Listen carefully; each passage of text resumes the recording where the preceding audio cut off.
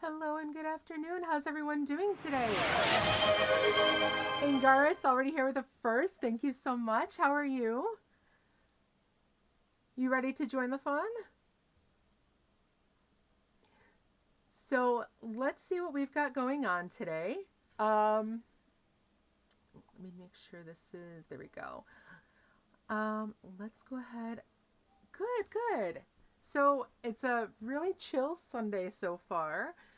Just kind of getting stuff done around the house. You've taken care of a whole lot of it, far more than I have. How's everyone else doing? How's everyone in the chat today? Glad to have everyone here. We're going to be continuing with Date Everything, and it looks like we may be getting close to the end. Yes, it is still cold and snowy, isn't it? Hey, JJ, how are you? Happy Sunday. Let's see, and I think all of our emotes have been okayed now. So they're all there. The only thing, like you pointed out, our runaway one kind of moves our cat backwards instead of forwards. But it's still super cute and I still love it. It's maybe more like a retreating. So, how's everyone today? I was just saying we're probably getting close to the end. I went ahead and I printed off a list of who we've met so I can write down our endings. And we have gotten quite a few of those, finished up. So let's see where we're at. Anyone doing anything fun for Sunday, or is it more like what we do, kind of a day to finish up all of the work around the house?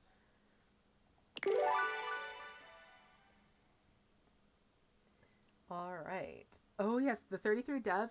We will want to go back to that at some point too, because that was really fun seeing how we wound up with all of them. Making more meals. Oh my gosh.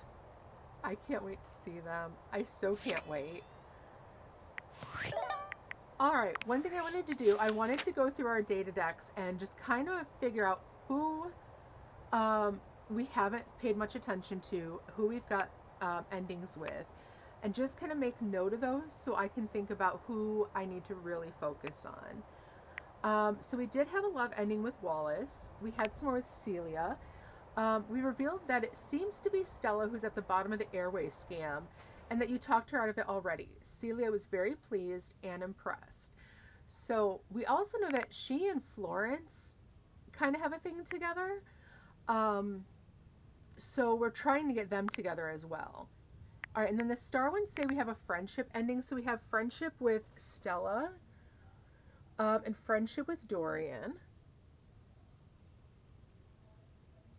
Currently made another 11. Oh my gosh, I cannot wait to see those. You do such an amazing job. So last time you saw her, you dusted Shelly. She took this as a sign that your relationship was deepening and also revealed that she's a bit scared that you'll leave her. She's promised to give you a day in the life of a shelf next time you meet. So she and Abel both seem to have this, like they want to make sure everyone else is taken care of, but not so much themselves. Speaking of Abel, his was next, and last time we saw him, Abel mentioned Dasha yet again, so we know there's a little flirtation there as well, and yet he still won't admit that he's into her. So with Lux, we had a hate ending. Hector, we had love, and Prissy, we had love. We talked to Timothy again. It said your last lesson with Timothy timepiece was on the value of scheduling. He'd like you to return at exactly 9 p.m. So we can even see him as our last one of the day today. Art, you discussed the second piece of art with Art, and he agreed to display it. He seemed very pleased. Let's see, Eddie and Volt we had a love ending with. Okay, so not too many people that we've actually done more talking to. So Parker Bradley, you played chess with Parker and lost. Your ultimate dice roll will remain unchanged. So there is that. Um, we talked to Mitchell again. Last time you saw Mitchell, you went out to dine at Freddie Yeti's ice cream joint. Um, he liked that as well. So we definitely kind of made sure that he was impressed with the fact that, we enjoyed our time out.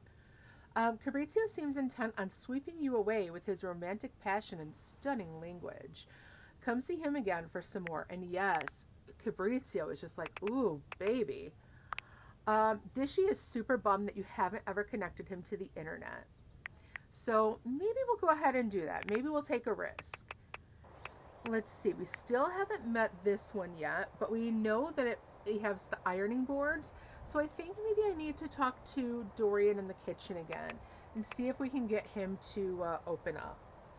We had a love ending with Johnny and a friend ending with Rebel, but we didn't go through that because seems to have a very abusive type of personality, and that was maybe a little much. Tyrell we had a love ending with. And then we do have to talk to Faria again. Let's see, 54. JJ, you did let me know that is our junk drawer, and I think that's actually here in our office. So let's see if we can find them. 57. Let's see. We don't know who they are. So I'll have to look around for that. We don't know who 59 is. Actually, no. 59 was our geode. We just haven't talked to her yet. So, okay, yeah. So we helped her, but we didn't. So yeah, we've seen her, but we haven't talked to her outside of the base or the crawl space yet. Chance we had a love ending with. Maggie, we're still helping her with her cases. So she said she would meet you at the location one after you and Stepford agreed to help with the latest case about the fake silver. That's probably the candelabra on the dining room table. So we did talk to Candelabra, but that didn't bring her over there yet. So maybe we'll need to do that again. Let's see. Betty we had a love ending with. And Diana we made friends with. Damon we had a love ending with. He's the glitch in our bedroom, also known as Dina. 70, we did talk about that one, and she can't be reached just yet. Teddy we had a love ending with. Washford we somehow had a hate ending with, but I wasn't quite sure how that happened. He said that we insulted him, but who knows? Maybe we can change that down the road. So you've called out to Washford for Drysdale, but the call was left unheeded. Drysdale now needs some time alone. We talked to Harper. She decided that we were going to be her therapist. And she seems convinced that Dirk is cheating on her when he's clean. She left to go see if she could catch him in the act. Do I know where to find 57? Let's see, 57. I don't. I don't know where to find that one yet. I'm hoping maybe we'll come up with one of the rumors to let us know. We did talk to Titus again. Although, JJ, maybe if we can't figure that one out, I will ask you to tell me who that one is. So in our last meeting with Titus, we seem to be building a bond with her that she understands, the bond of rigid command structure that is. She hopes you'll return to give her counsel in society. Let's see. We talked to Beau again. We were with her and Jacques. We went on a rip-roaring quest with Beau and Jacques. There were roaches. There was a greedy maven named Isolde Chest, who turned out to be Beau's alter ego. There were secret swords in single combat. A goddess named Rangomaifuenia emerged and now graces the shelf in your office. And we do need to talk to her. Keith, we have a friend ending with, but there is definitely more to him that we haven't figured out yet. Vaughn, we wound up taking a friend ending with him too, but we skipped through his playthrough because it talked about animal suffering, and that's one that I know I can't stomach. Sophia, our safe, we wound up with a love ending with her, and she's opened herself to us entirely. She loves you, you miserable wretch. And because of that, we were able to meet Monique, who is our money, and she handles all the finances in our house. Um, she's keeping track of everything and has made sure that we know that we should have 3 to 6 months um, of money set aside to fulfill all of our financial obligations. We helped finishing everything up with Lady Memoria, and we had a love ending with her. She was very glad that we took care of things for her. 94. Let's see. Don't know who that one is either. But again, maybe we'll see about um, if rumors come up. Otherwise, I'll definitely ask. Don't think you'll stumble on 57 or 94. Okay, so JJ, I'll likely have you tell us who those are then. Doug is our overwhelming sense of essential dread, or existential dread, sorry. And he was a little aggressive with us. So you've met Doug, a chiseled Adonis in ripped jeans who clearly doesn't give two fucks about what you think. Turns out he's nothing less than your overwhelming sense of existential dread. He has decided that your new name is Dork, and he's all too eager to put a damper on hopefulness and joy of any sort. You helped him do some doom scrolling. He was, for sure. And he, always there, lurking behind every interaction, every distraction, every moment when your attention is taken by something else, is Doug. He's not scary, though, thankfully, just a little toxic. Question is, are you going to let him off the hook or tell him to treat you with more respect? We had a really good conversation about the way we sometimes talk to ourselves in our head and that we shouldn't let ourselves treat us like that. That if we find it offensive when Doug is talking to us like that, well, that's kind of our inner monologue. And we deserve better. Reggie, it seems like Reggie has become your friend. He sees potential in you, but is that a good thing? So, Reggie right now is our friend, but he implied that it could change. He showed up after we were rejected by Washford. And then Lucinda Lust, we had a love ending with her. And she is waiting for us to see her again. And she is under our bed on the rug. So she's the rug under our bed right now.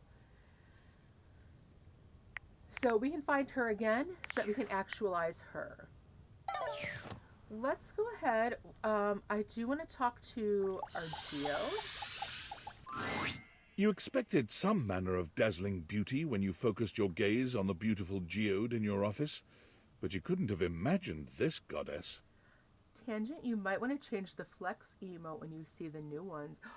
Ooh, JJ, I can't wait. I can't wait.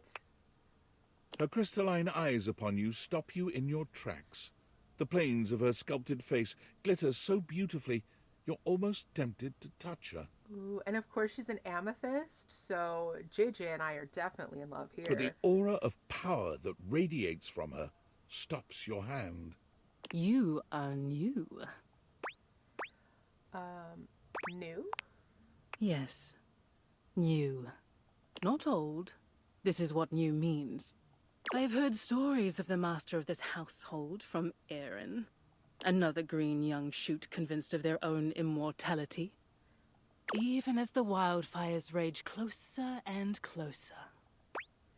Let's see. I don't think I'm immortal. Are you always this intense? If I'm a green shoot, what does that make you? Well, I definitely don't think I'm immortal. No. Mortals always think this way.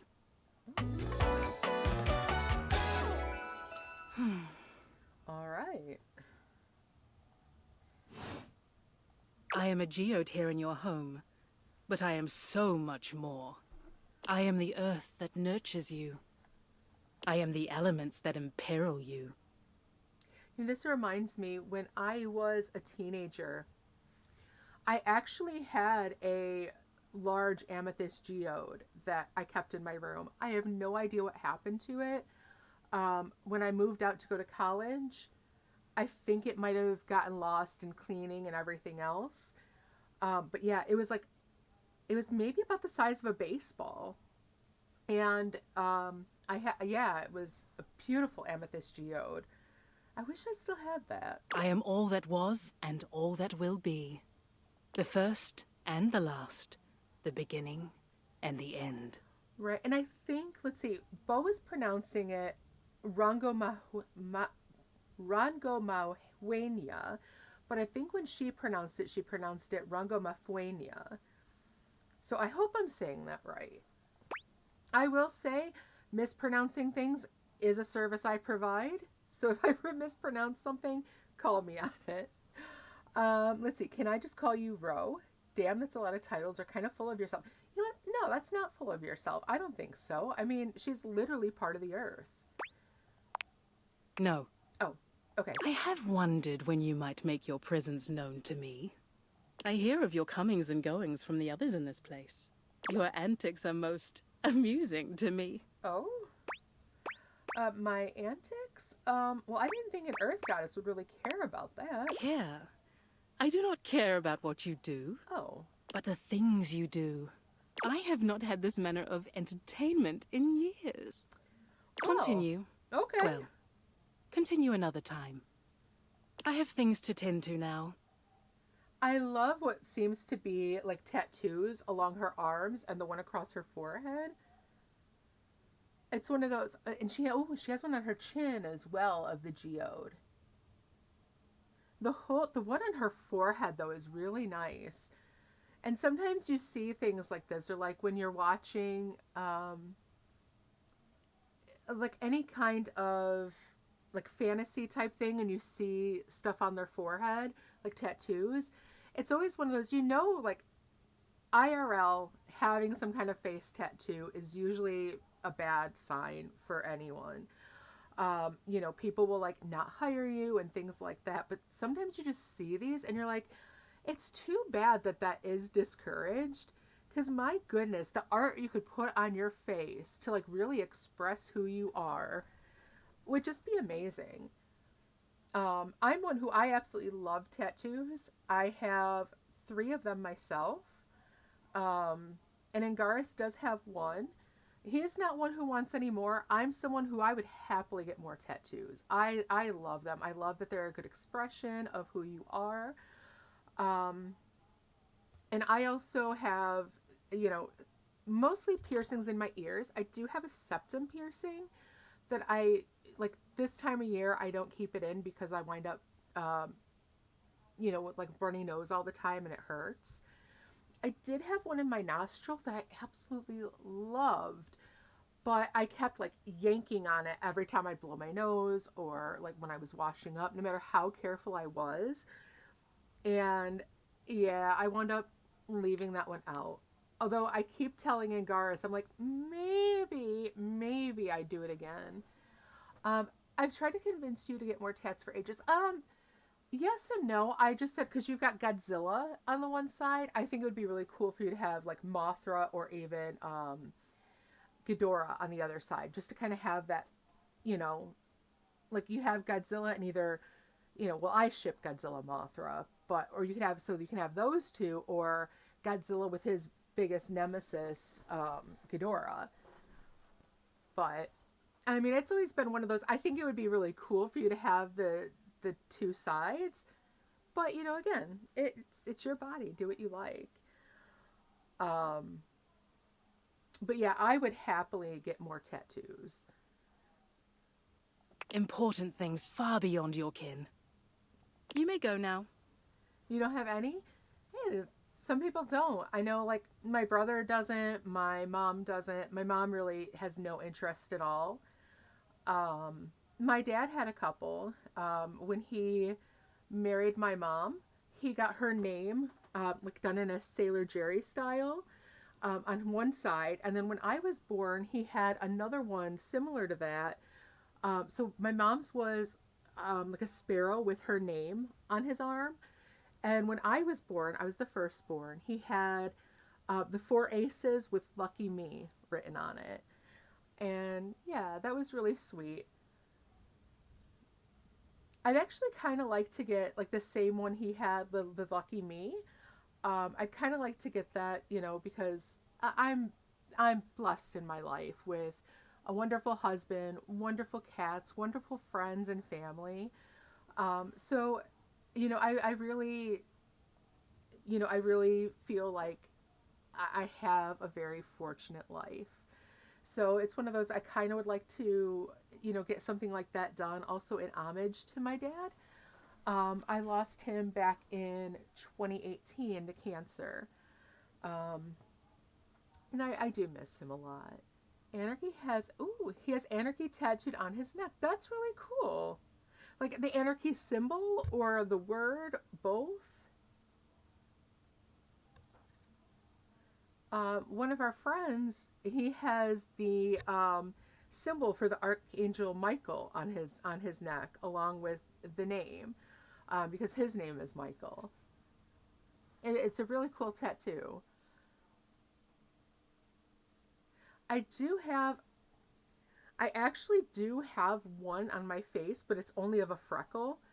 Um, when I wore glasses all the time, I had this really cute freckle just under my left eye. And by the time that I had LASIK and got rid of the glasses, it started to fade. But it's in such a cute spot. It was one of the reasons that I wanted to be able to show my face off. So I have just a teeny tiny little freckle tattooed by my face on my face, just under my eye. The word across the front. That's cool. That's really cool. But man, across who? On the neck or on the throat? That's gonna hurt so bad. Impressive that, it was able to sit through that. That's so cool. I think I need to add a tattoo thing in our Discord too, so we can all show off our tattoos.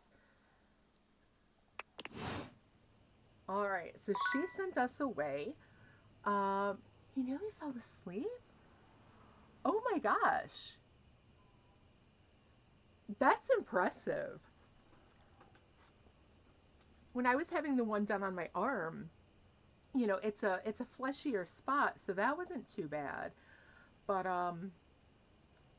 wow, to actually fall asleep during it. All right. Let's see. So I'm guessing our junk drawer must be one of these. Aha, definitely this one right here. Let's go ahead and take a look at that.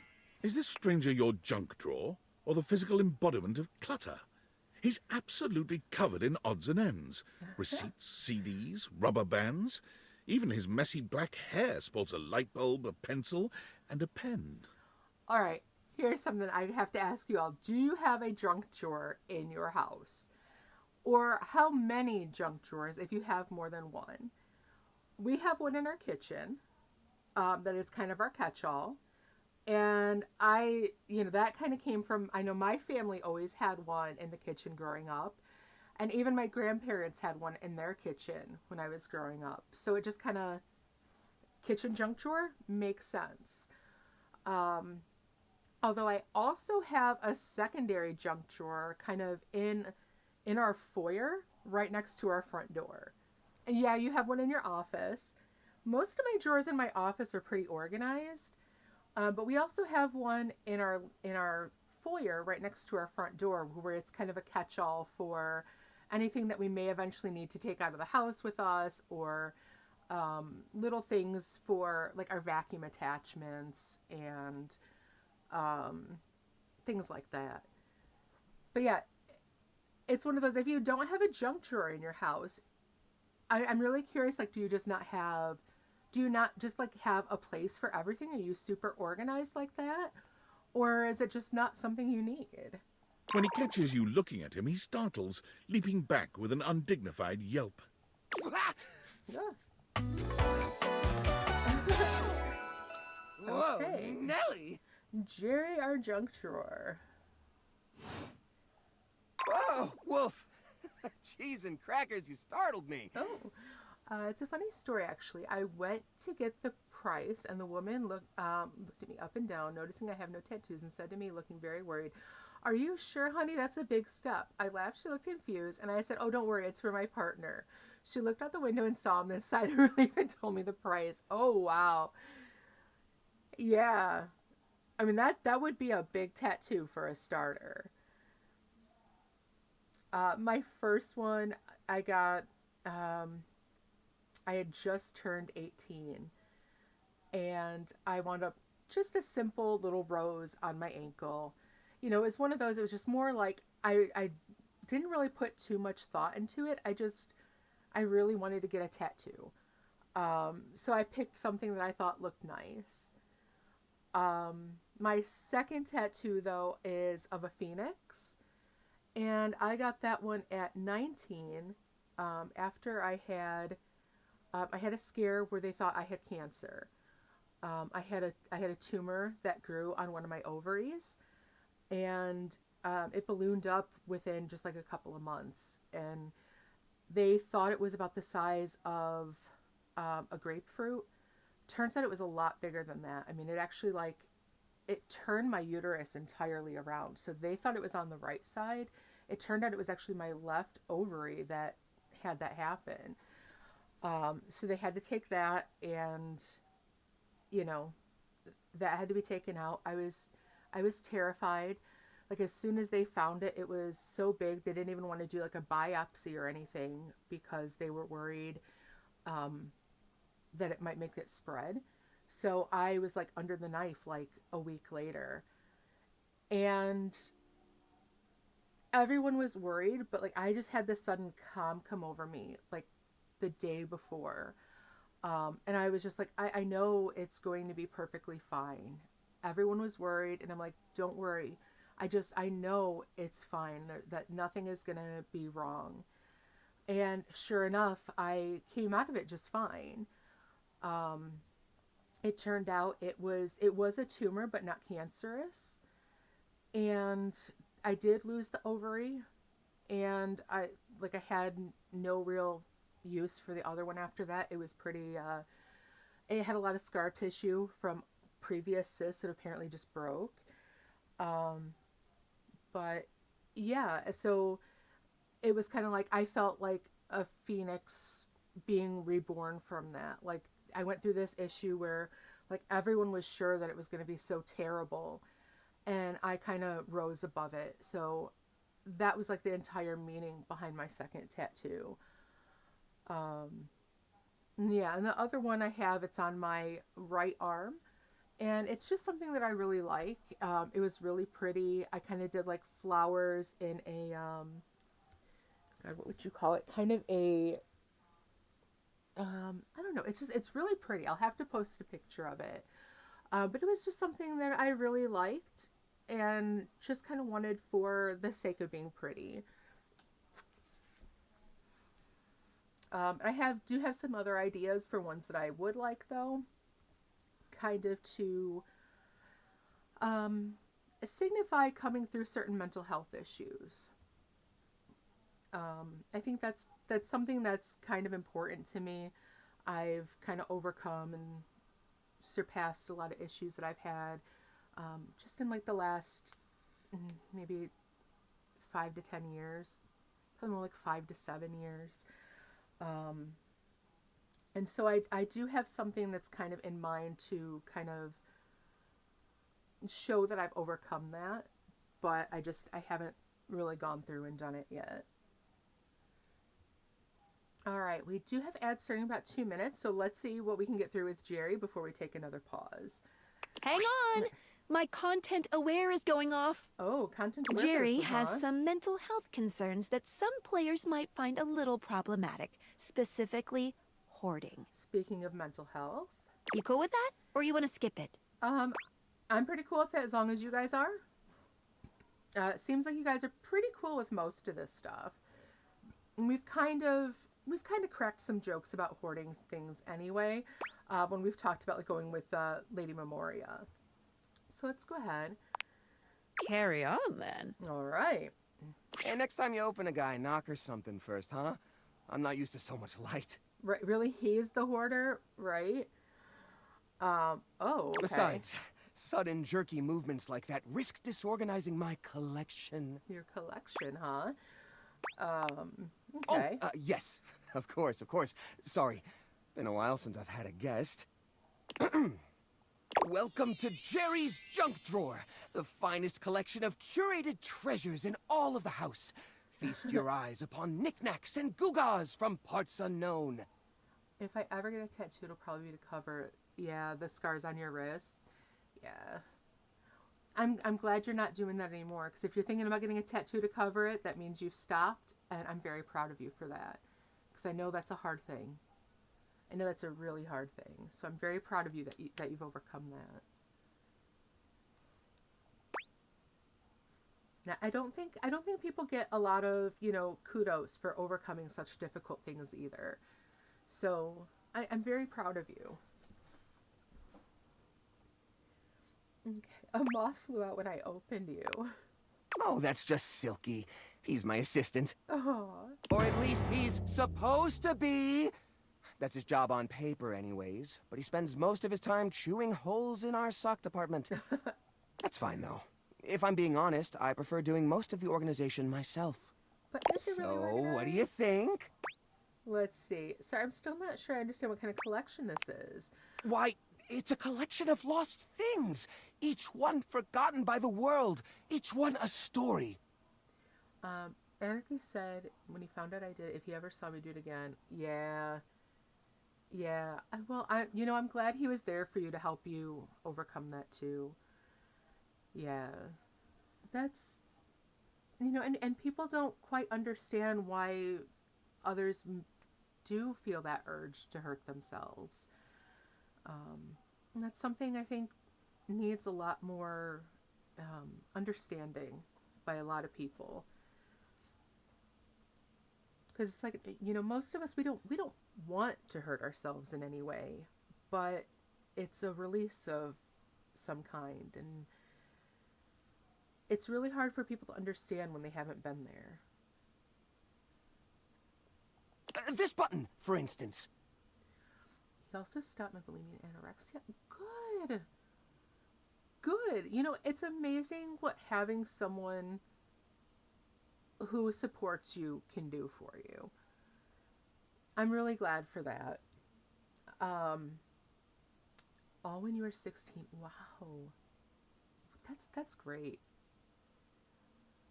I know I've dealt with SI before. And I've never had to be inpatient for it, thankfully. But Angaris has been there for me, and when I have dealt with SI, I've told him, hey, I need help because it's not something I want to do, but I have an urge to do it or to plan for it. And it's one of those.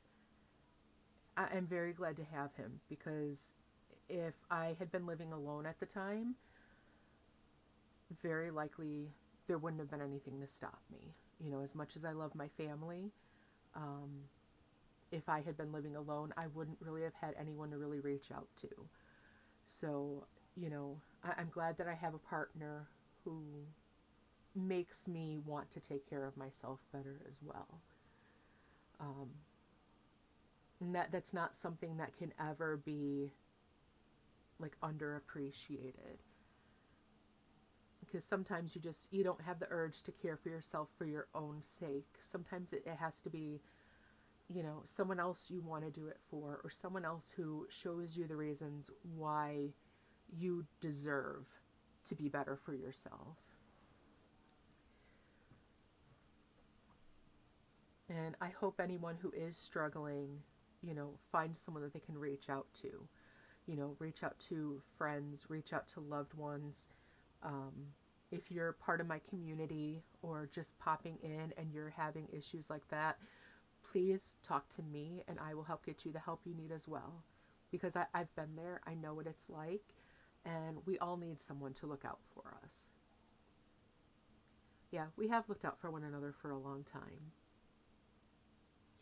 And it's one of those, one thing when I was teaching, I had a very young student come to me and tell me that she was struggling. And it's one of those, it's like I'm blessed in a way to have had the issues I've had in my life, because I knew what to say to this child, because she was still just a child who was having these urges. And that's not something that's easy to go to your parents about at that age.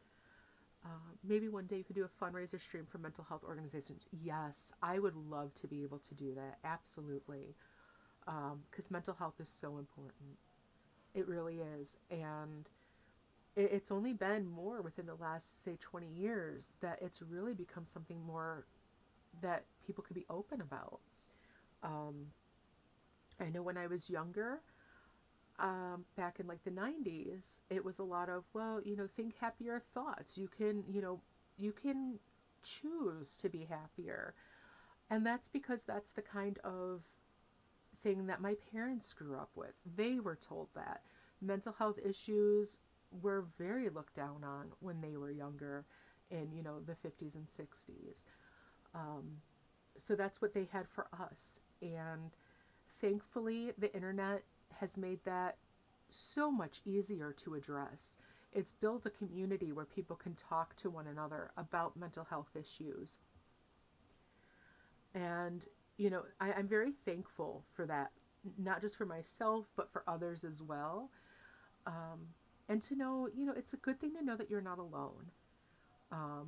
That even if you're trying to be more positive in your life, that, if you're not be able to be more positive, that it's not a personal failing, that it's something going on in your brain that can be fixed. And the student who came to me with this, she had a plan.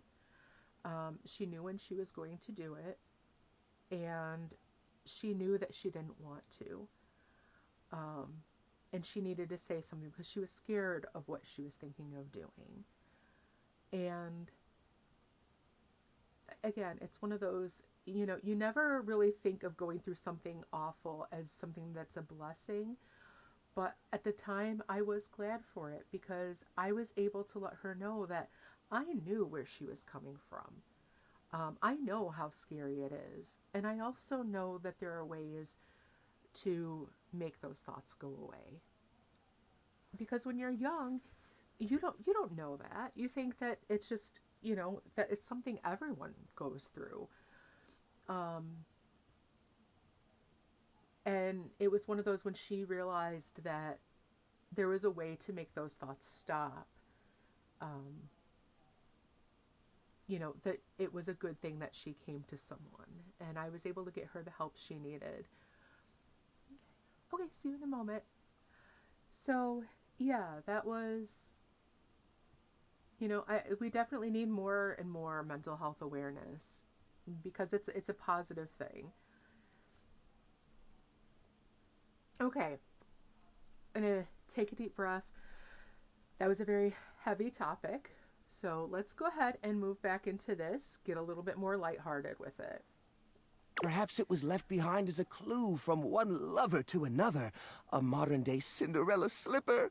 Oh, some kind of a button is a Can I play Cinderella with slipper, you? huh? It says, and know that once you find the collar that matches this tragic button, you have found your love again. Let's see. Ooh, very romantic. We're pretty sure that's a button that fell off my pants. I meant to sew it on back on months ago. You know what? That's a cute romantic thought, though. So, And this mysterious strip of papyrus, perhaps a missive from an ancient land, perhaps a treasure map. Oh, the wonders we could glean if only we could decipher these symbols of black and white bars. although with the button thing, I actually have a jar full of buttons that was actually passed on to me from my grandmother. Why? She collected buttons because her mother and her grandmother collected them for things that you mend around the house. And I do a lot of my own mending, so it was eventually passed on to me. And especially because as a kid, I just like playing with the buttons. So, yeah, I mean, there might be one button in here. I have an entire jar of buttons. Have I touched it? Not in the last 10 years. Have I used them? Maybe about a dozen times. Why do I still have a jar of buttons? Because I have a jar of buttons.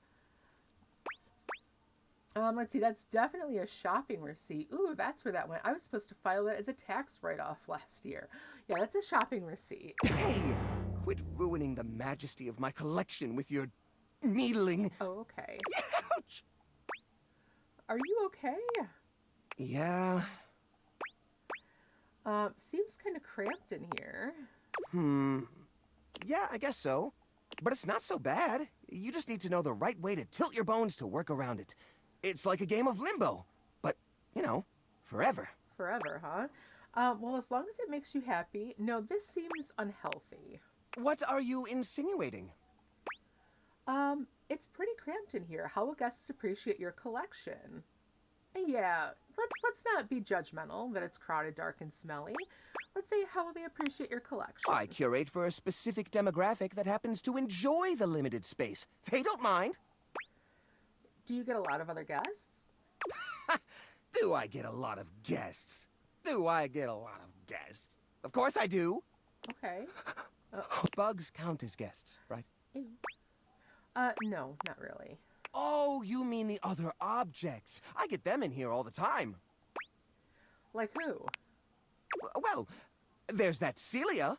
She's a very well-to-do socialite, and she happens to be very interested in the collection. Knowing Celia, she probably In is fact, not. every time she comes by, she asks me, when will this junk be gone already?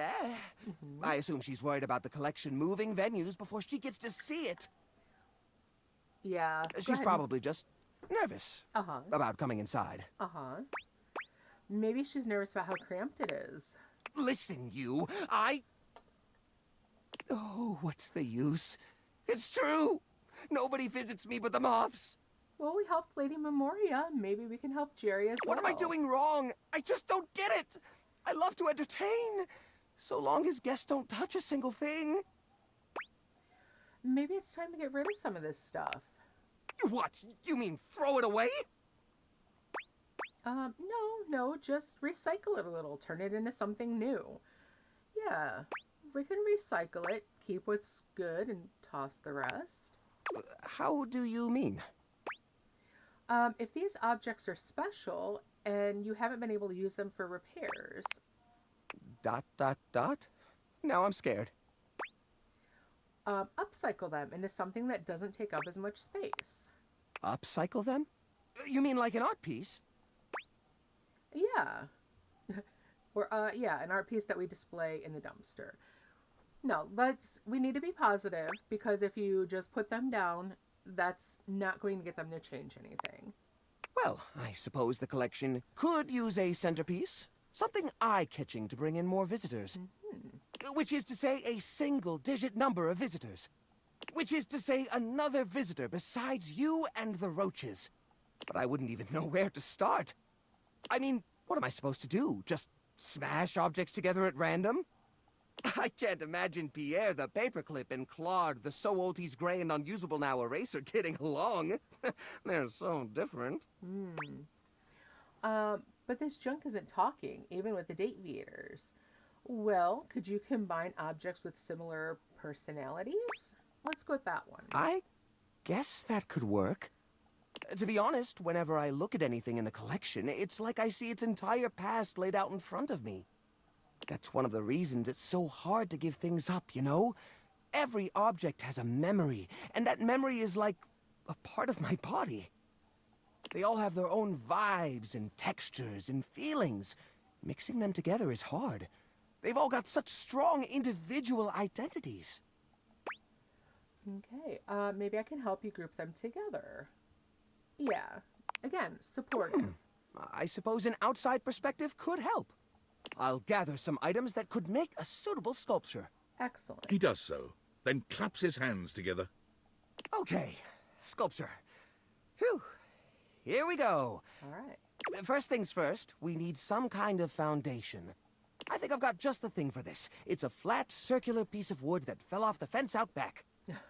You always said you'd repair it someday, but I think both of us knew that was a lie. Yeah. I've got a pile of other objects here. Your job will be to pick one of my objects we'll pair together. It's a long shot, but maybe we can scrungle something together. Okay. Let me tell you about Rudolph, the wooden square. When Rudolph first came to me, I had a habit of tapping on him. We would while away the hours together, tapping away to a rhythmic beat. Sometimes the best fun looks like boredom. Rudolph always tries its best, even when he's down on his luck. He might not always be the tool you need at the moment, but he's always there to support you. Very reliable. Now, which of these would pair well with Rudolph? Let's see. The broken spring toy or the old parasol? Let's see. If he's a wooden block, I think the parasol would go. Lorena, huh? That's not such a bad idea, actually. She might have a few holes in her, but she's always been useful in a storm. Very reliable, just like Rudolph. It's sad to see them both past their prime, but I think they could find solace in each other's company. Here, I'll glue them together. Okay. There. Now we've got a base for the rest of the sculpture. We need something to give it body. Something eye-catching. Something that pops without throwing the whole piece out of whack. What do you think? Let's see. Stick it full of nails, wrap it in holiday lights, put old batteries up and down the sides.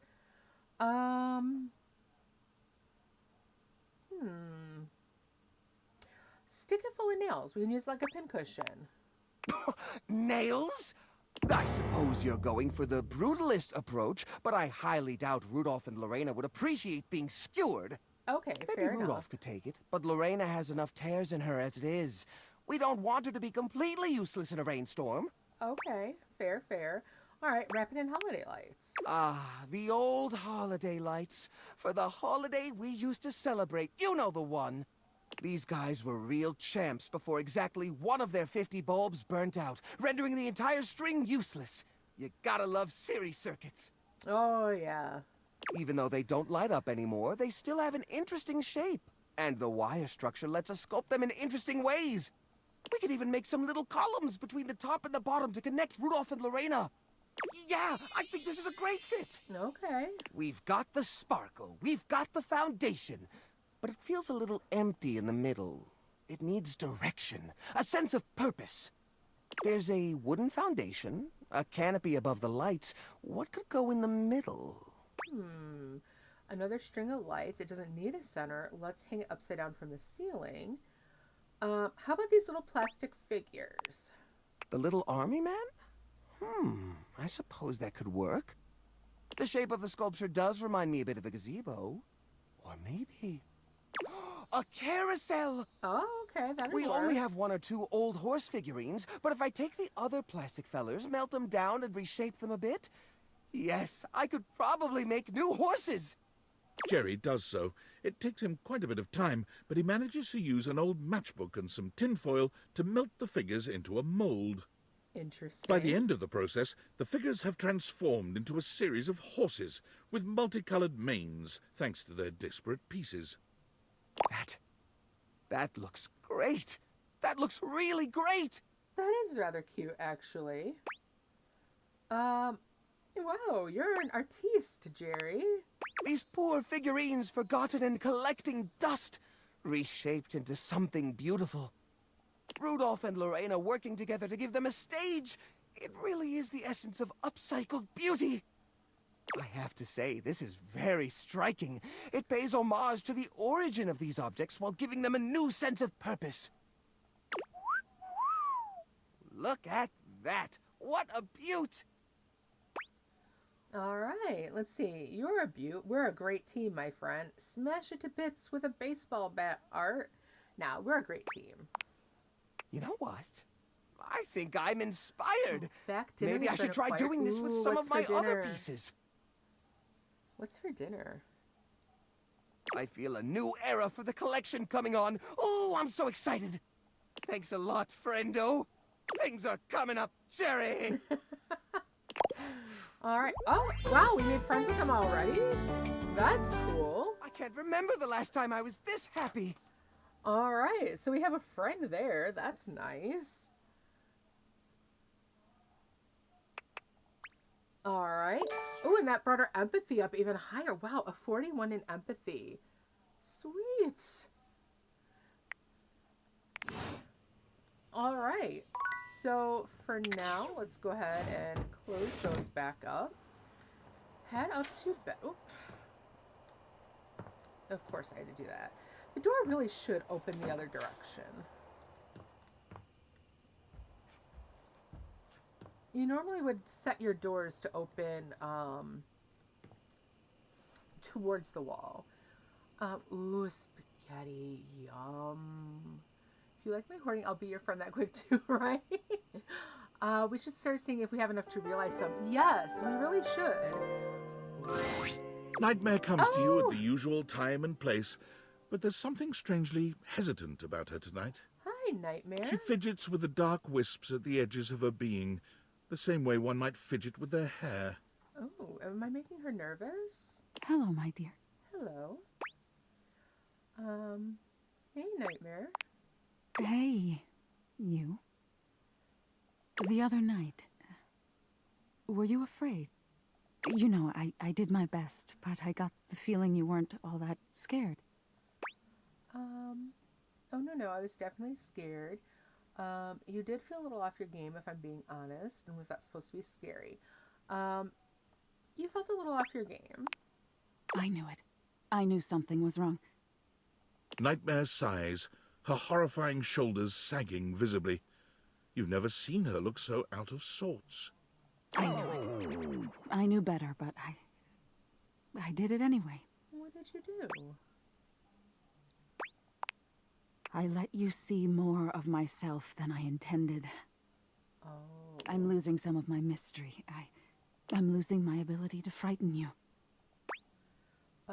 Is that why you look less scary now? I guess that's why you look different to me now. So you'll be less freakish if I'm not scared of you. I guess that's why you look different now. Different?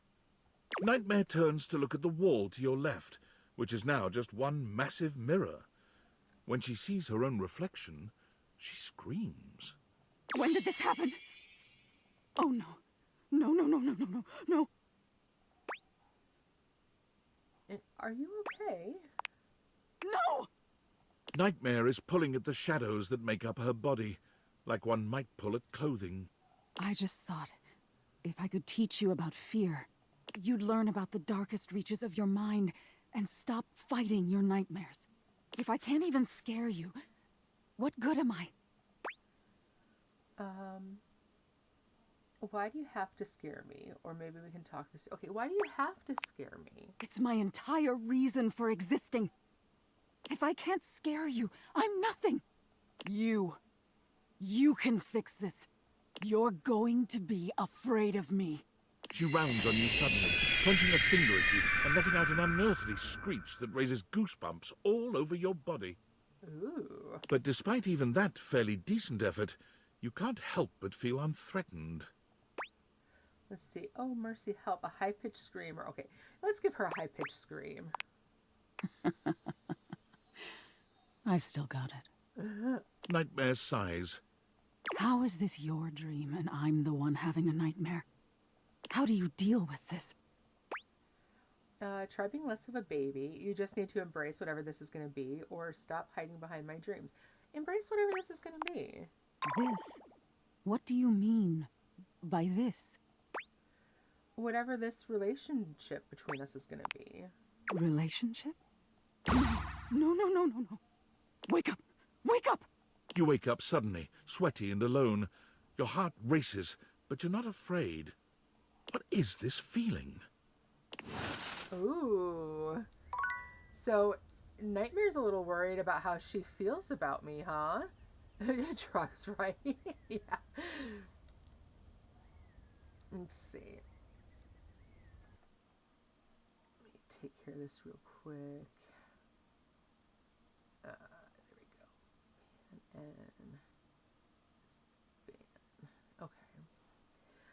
okay. People with their scam stuff in the chats. Jerks. All right. Let's go ahead and take a look at. Let's go ahead and talk to Lucinda, because she was waiting for us, and Angaris mentioned maybe being able to realize. Your love for me gives me power.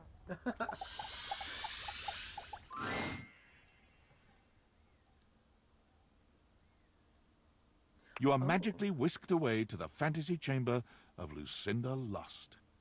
You're back, baby. What can I do for you today? Let's see. Actually, I wanted to realize you. Oh. But first, the question is, do you got the goods to make my goods good? I do. Oh, I got it good. Let's get lusty. Woohoo. The spectral energy flows through your Dateviators, and what was once an incredibly horny microtransaction becomes... Oh,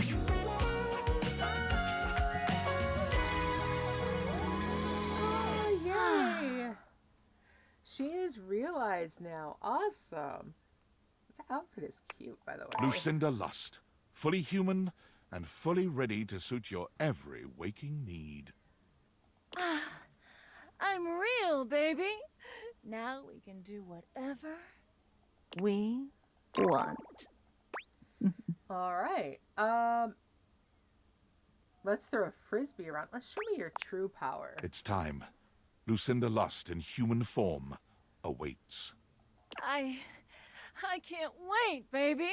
1 hour later, the two of you are barely beginning to start. Dang. Finally. It all feels so real. 2 hours later, and fluids are flowing freely. Oh, that's a kind of gross way to put that. More, more, more.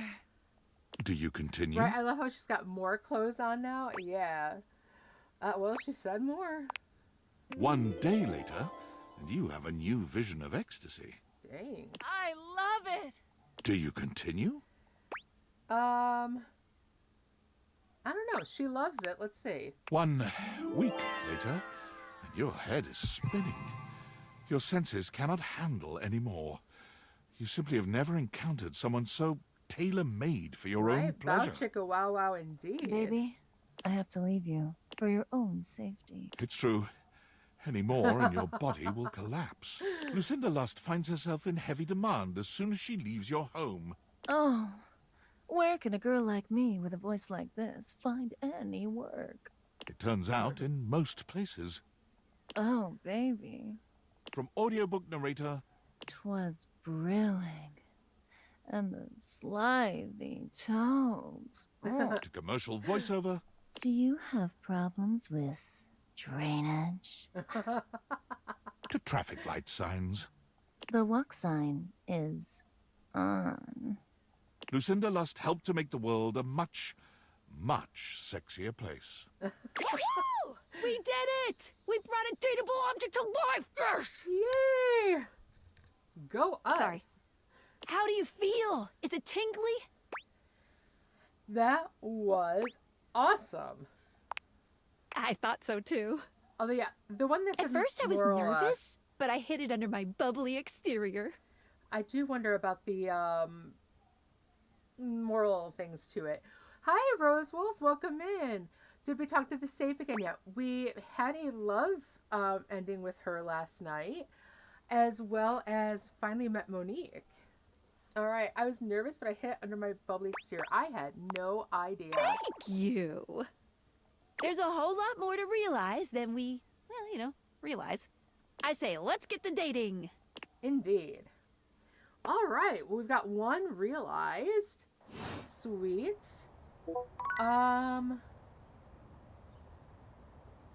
Oh, I got a message. Hi! What's the latest with my favorite harem anime? By which I mean your life. Well, I turned an object human. I may have made a new human, or call me Dr. Krankenstein, because I've created a new life. Okay, yeah, I gotta go with that one.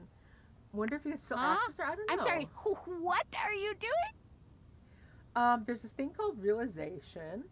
It's called realization, or the process of bringing objects to life. Let's go with the last one again. Okay, the name is not the weird part. You are being extremely calm and normal about making new humans. You seriously turned one of your household items into a person? Is that ethical?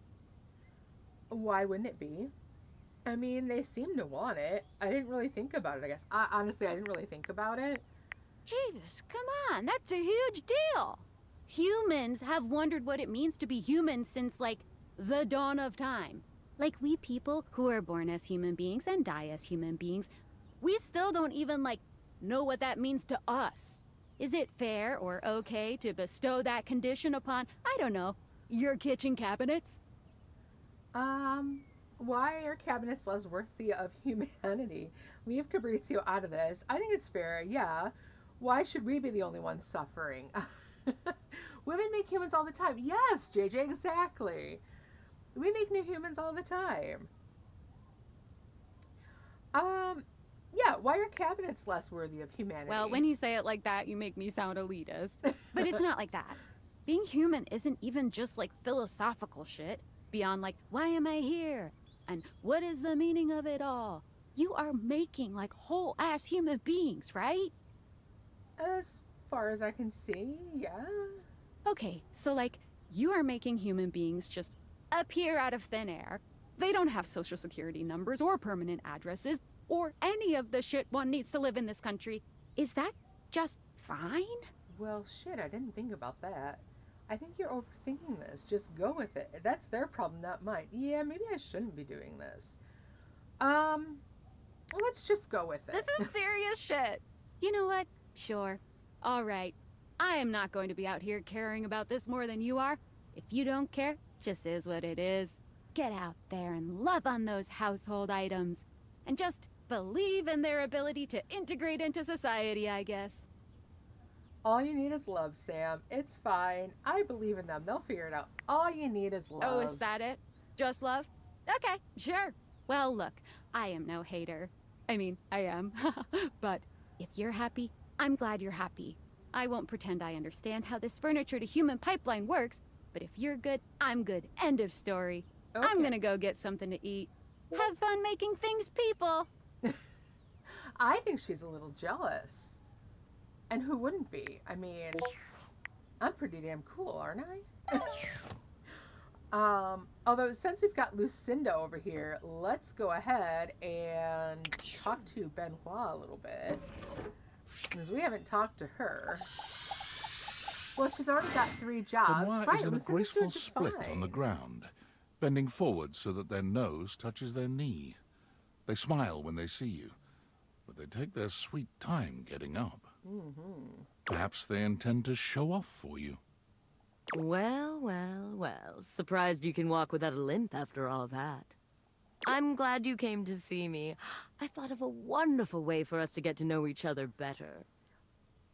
So Roosevelt asks, who is this? This is Benoit. She or they are the embodiment of our sex toys.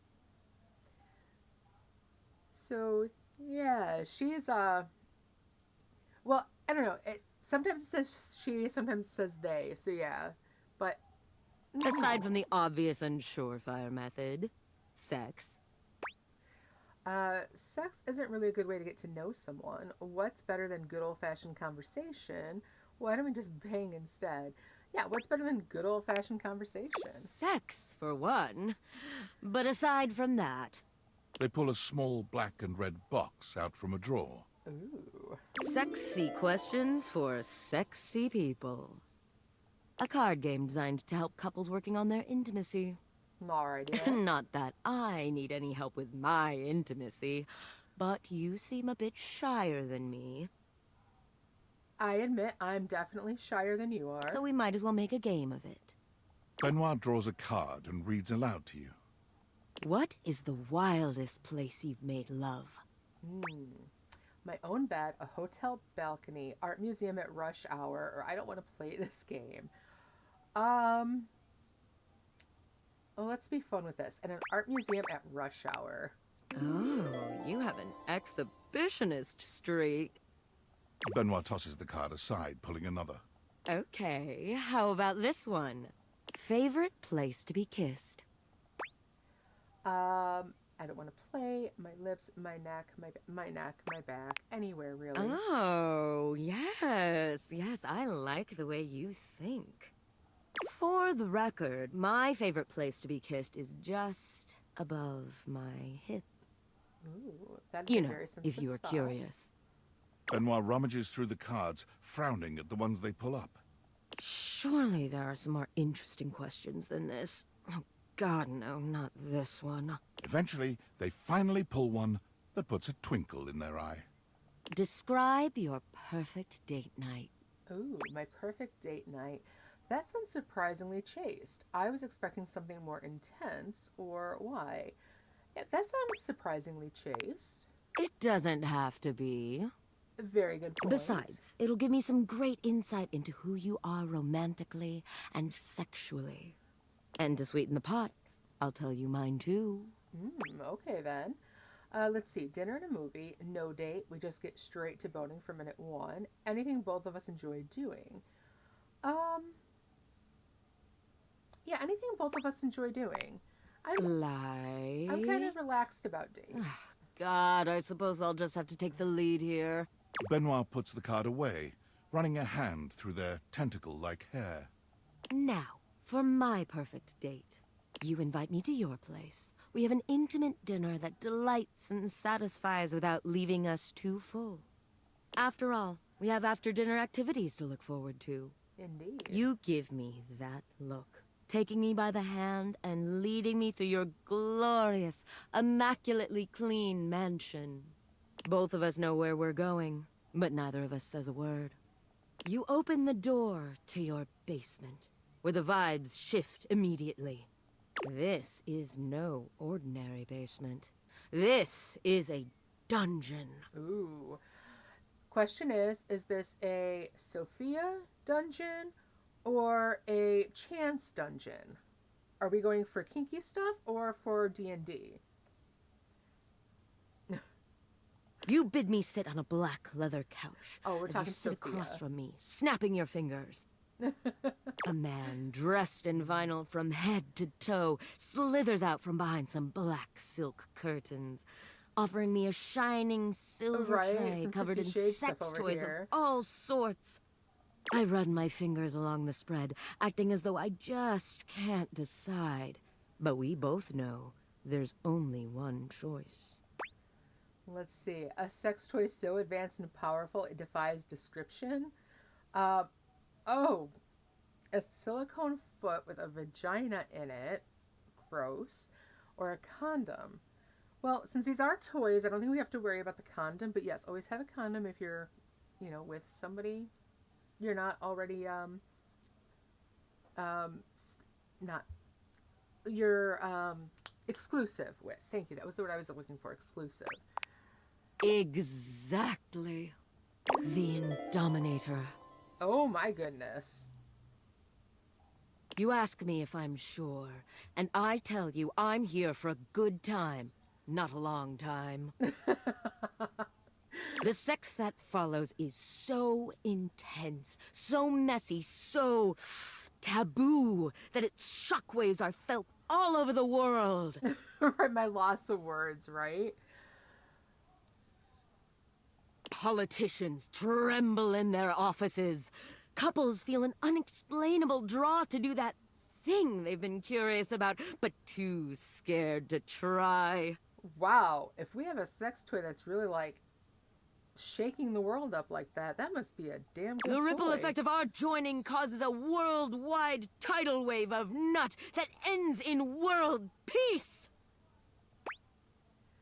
A worldwide tidal wave of what? You heard me the first time. Benoit puts the box of cards away, their gaze far warmer than when you'd started. Well, Well, now with that behind us, sex that brings about world peace? I mean, what more can you ask how are you for? feeling? Shall we go for round 2? Take me. What if we just talked all night instead, or absolutely not? Oh yeah, just take me at this point. Benoit's lips curve into a wicked smile. We're going to have such fun. I expect world peace after this, though, just so you know. All that talk about the Indominator really seems to have wound Benoit up. Their voice whispers sweet debauchery into your ear, guiding you through complicated things that you'd never have managed yourself. Ooh. When it's all over, you find yourself exhausted, but happy. There's a sweet safety in Benoit's arms, even when you're trying such new things.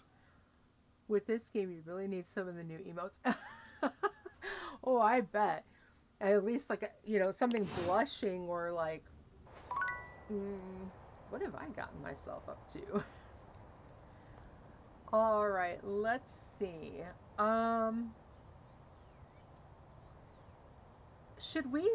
Let's see if we could, realize Lux. Because we don't really like him, but let's see if we can do that for him. Oh, look. It's this Dimmy again. I don't have time for lampshades like you. Okay, fine. Bye. Bye. Well, here I was going to, like, realize you, but fine. Be that way.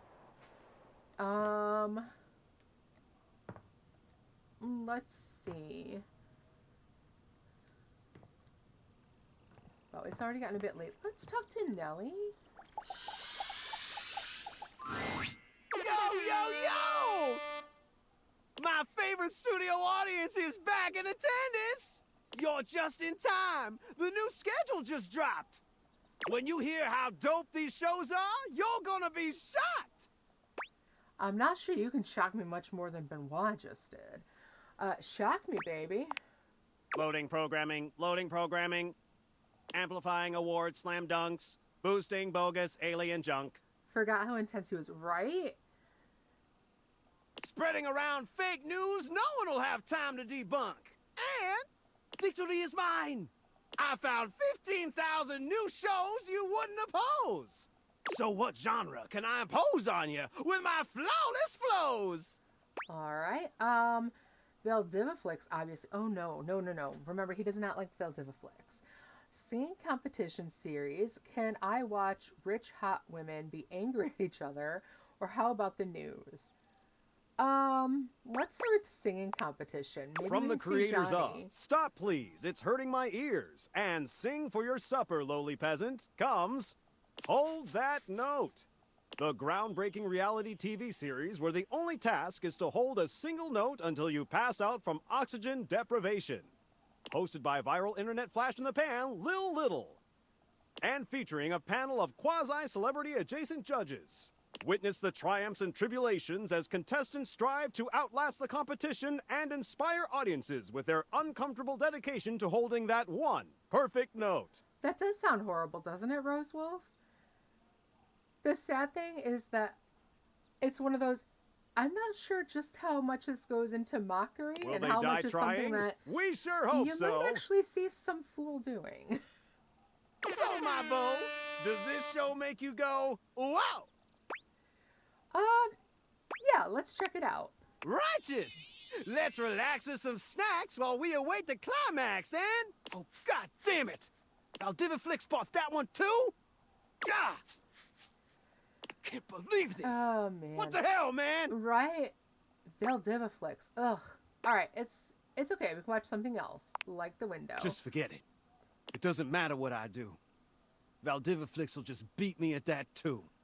I'm sure you could find it all on, I I would not be appreciate you being surprised if sweet. something like that was out there.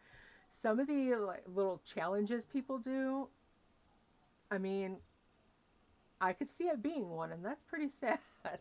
But I need some time to process being obsolete. Aw, poor Nellie. Alright, we've got one more.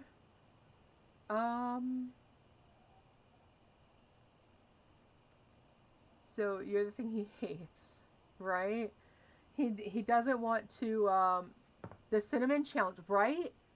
I can't believe people do that. Oh, it is 9 o'clock. Let's go ahead and talk to, Finicky Timepiece.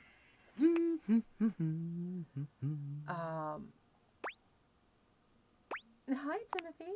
Oh, hello. Goodness me, but it's quite late, isn't it? Yes. I hadn't expected to see you in the dark. But you said 9 p.m. I just really wanted to see you again. I couldn't sleep. What? You're the only one who gets to stay up late? What? How did you possibly get that from what I said? You've an impressive ability to extract negativity from the mildest statement, haven't you? I'm sorry, that's not what I was trying to Still, do. you cannot bring me down. Not when I have these gorgeous things to keep me company. Timothy gestures expansively to a collection of pocket watches in front of you both. Ooh. I know I promised to help you with your love life. But if you'll help me care for my collection, I think it will achieve both of our aims beautifully. Works for me. You want me to help you clean them? If you don't mind. You'd really trust me with them? All right, I'd love to. Why, yes. Listen, okay. You've shown yourself to be a reliable, timely person. Why not? Oh my gosh, he trusts us with his pocket watch? You take a seat by Timothy. He hands you a soft cloth. Gently, just like this. Draw the cloth across the watch face. To maintain a pocket watch, one need only use a microfiber cloth. Harsh chemicals or even water can damage the surface and the inside. Pocket watches are like hearts in that way. They break all the time. They keep us all going. They have to be regularly maintained. Precisely, yes. Okay, we got ads in about 5 minutes. A proper pocket watch must be regularly tended to with gentle, loving hands. A mechanical pocket watch must, at minimum, be kept clean and wound daily. My watches here are all mechanical. I have no quarrel with quartz. Yeah, give him a little laugh. Timothy seems quite pleased. He beams at you, then allows himself to continue on. My point is that quartz watches require a bit less care in their maintenance. And I say this is a mistake. Sure, that might make them suited to everyday use for everyday folk. But who needs that? I think you just answered that question. How will anyone know you're dedicated and good with your hands if you're using a watch that runs on a battery? That runs along tick-tock ticking without outside help? It's preposterous, really. And how does that relate to dating exactly? So you're saying I should be high maintenance, or you're making your life harder for no reason. Let's say, how does it relate to dating? It's all quite simple, my dear. If you raise the standard of care for yourself, whether it be from romantic or platonic relationships, the quality of caring you receive will, in turn, be much higher. That's a really good point. Timothy looks over at the watch in your hand, as though suddenly realizing you're still holding it. There now, that'll do. You can just set that down there. Gently, please. They do have a point, don't they? I mean, yeah. If you expect better, people treat you better. All right, drop it immediately, hand it to him instead, set it down by the other watches. So yeah, very gently set it down. Thank you. Your help and courtesy are most appreciated. You and I have been talking for some time now about these things. I hope you have gotten something from these little chats of ours. Let's see, not really. You've been a huge help. Thank you. I did, but spending time with you has meant the most. Yeah, spending time with you has meant the most to me. Oh, my. Well, I'm most pleased to hear you think so. I have enjoyed our conversations a great deal. I had assumed you weren't listening to me in the least, I must confess. To hear that you have taken something from them after all, I am glad indeed. I have much work remaining to do, unfortunately. But if you'd like to speak to me again, perhaps about another topic, you may find me at 9 a.m. sharp. Okay, 9 a.m. So it looks like first thing in the morning. Okay, I'll be there right on schedule. Farewell, then. As you walk away from Timothy, he seems fully absorbed in his pocket watches. Perhaps it's your imagination, but he does seem happier than when you first walked up on him. Well, good. All right, and it is the end of the day. Just in time, so our ads are going to be starting. So let's go ahead. And we'll go ahead and pause there while our ads run. So see you when the ad break finishes.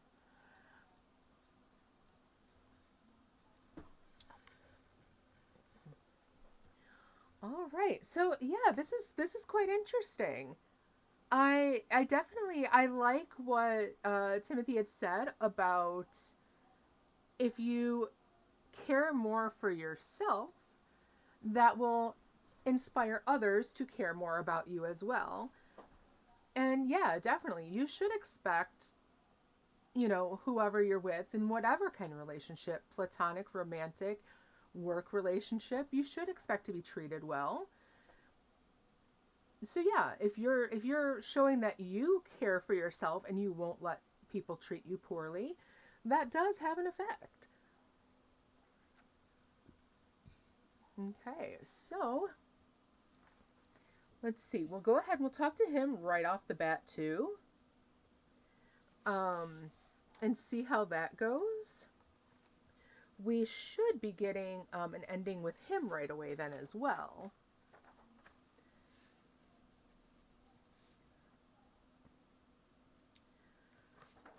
So we do have quite a few endings so far. I thought we were closer to the end, but I think we actually still have quite a bit. I mean, we've definitely met most of everyone, but yeah, we do still have quite a bit to go. You should see who else to realize. Yes. Let's see. Should I talk to Timothy first since it's 9 a.m. or should I go around trying to realize others? What would you guys like to see? I'm happy either way. Since I know I'm likely to get the ending with Timothy, I kind of want to go ahead. Okay, yeah, that's what I was thinking, Angaris. I'd rather go ahead and get the ending for Timothy, and then we can go ahead and look. I think we should be able to get an ending with Wallace. I do also know that Dorian has different dialogue depending on which door you're talking to. So I do want to make sure that I at some point talk to all of the different doors to meet all the different Dorians as well. All right, so we are back here. I'm actually going to go to the one in here again. Go ahead and, oh, I need to put my glasses on first. Oh. Okay, maybe I can't talk to that one again now. Can I talk to him over here? There we go. Oh, look who it is. Come closer, won't you? Okay. Come have a look at this. Timothy is in the middle of some sort of complex operation, taking a pocket watch apart. Ooh, okay. I wouldn't normally allow just anyone else here, you know. But you've shown yourself worthy of trust. All right, I am so honored. The honor is all mine, my dear. Come and sit here by me, if you would. Watch repair takes a great deal of care, patience, and trust. I cannot have just anyone around me when I work. But you, I feel a strange calmness in my soul when I think of you. Aw, you're calm? Normally I am, well, I admit, perhaps a bit tightly wound. You don't say. It is by necessity, after all, a failure to adhere to the schedule to promote and uphold that most holy of values, timeliness. It can be catastrophic for a number of reasons, but I know now. Timothy holds the watch out to you, and the two of you watch its delicate components tick away the seconds. No longer does the beat of my heart synchronize with my pocket watches alone. Aww. It beats in time with another. He gently closes the watch face, setting it down away from him, and taking your hand in his. I never thought I could find someone who not only accepts every facet of me, but even understands them. Oh.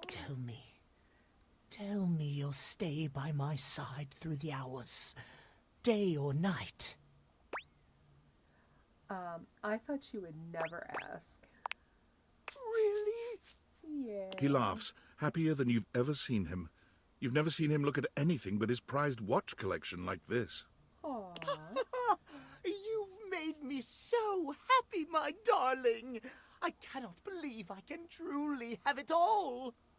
I haven't allotted any time to it in the schedule, but perhaps I could finish my work later in the day, and you and I could spend some time together. He's going to set aside his schedule for me? The way I feel now, I'm not certain I could concentrate on my work. Let's see. Hell yeah, let's put those hands to good use. Oh my! Well then. Timothy gently gathers up his pocket watches, moving them somewhere safer for the moment. Then he's taking your hand in his, leading you somewhere more private. Woohoo. This is unprecedented for me. I never imagined a break from schedule could be so intoxicating. Oh my gosh, she's adorable. No more talk about schedules. There's only us now. Yes. Timothy's a bit shy at first, but he takes to you quickly. For someone who is so regimented, he's surprisingly spontaneous. You're so wrapped up in each other, hours pass before you even realize it. This might have started awkwardly at first, but now, nothing feels more natural. Aw, how sweet. Alright, we got a love ending in this well. I always have time for you, my love. Aw, and I still want to scratch behind those ears. Oh, that really shot my empathy up there. Okay, I'm at 41 now. Let's see. Happy, sad, child's play. You know the difference between remorse and contrition. Awesome. All right. And my smarts are up there a little bit more now as well. So you're the one your parents go to and the computer's acting funny. All right. Let's see. All right, let's go ahead. Let's try to realize wall. Nope. Wall. Wall. Wall. Let's see. Yes, I love it. I'm ready to realize you, Wallace. Wall. Wall. Wall. Oh. Oh, let's see. So I need a lot. I need a full 100 to get there. Okay. So I mean, I have both the S's, but okay, so yeah, I can't just yet. I don't think I'm ready to do this yet. Wall. Okay. Wall. Wall. Wall. Aw. All right, let's see. Who else could I possibly... let's try maybe Stella. Oh. Like I said, I do want to talk to the other versions of Dorian as well. Let's see what he says at each door. Dearie, so nice of you to swing by. I wish I had more time to chat, but I've got a huge order coming in. Magic in the making.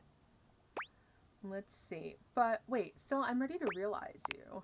Truly, dear? I mean, I'm flattered, but you don't have to, unless you, well, want to. I mean, I want to, but only if you want to, too. Oh, man. All right, so I don't have quite the stuff there either. Check the rubber duck. You got it. All right, perhaps not just yet. Then I'll stay here till you're ready. Okay. Oh, man. All right, let's go check our rubber duck. We can talk to the bathroom door as well, too, then. Well, if it isn't my favorite sheet stain, keep sticking it to the man. Or anywhere else it might fit and feel nice. Equal opportunity stickage here. Speaking of which, I got a date with Benoit. Later, loser. Wait. I'll be on my way, ready to realize you, Rebel. How is the whole being friends with everyone going? How's your family? I'm ready to realize you, Rebel. Duck off. Oh, wow. That one needs to be high, too. Okay, so... Alright. Come on, Rebel. This is real. You better not be ducking with me. Okay. Okay, not yet. Well, duck off then. Nothing worse than a tease. Alright.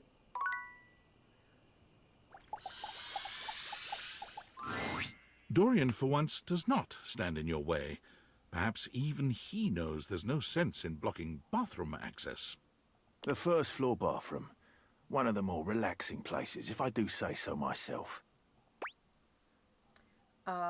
Wait, first floor? That's downstairs.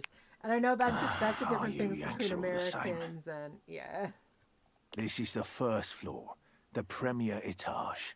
Downstairs is the ground floor, because it's on the ground.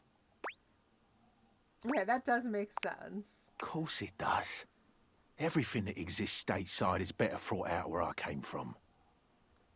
In here resides Barry Styles, your beauty supplies, and Mia, the mirror, and Rebel, the rubber ducky. What can I do for you? Let's see. Tell me about Barry. Barry is a great bloke. Always happy to lend a hand however he can. Careful though, he might be fragile on the inside and not show his hand. You might not know where you stand with him until it's too late. Okay, what do you mean I should be careful? Barry has problems with his memory. And while he may put a smiling face on it, he does need to have a welcoming ear from time to time. What can I do for you? JJ says, thank you, Dorian. You know, I do really agree with that. The ground floor and then the first floor, that does make a lot more sense. All right, tell me about Amir. He'll reflect back on you what you want to hear, or at least what he thinks you want to hear. He's handsome enough, sure, and sometimes he believes that looks are all that matter. For me, in my position, I can already see 5 of me, not counting the reflection in the mirror. That's more than enough self-reflection for this door. What can I do for you? Tell me a little bit more about Rebel. They are, rowdy. You seem to use understatement a great deal. Precisely. They are, 3 degrees more rowdy than rowdy.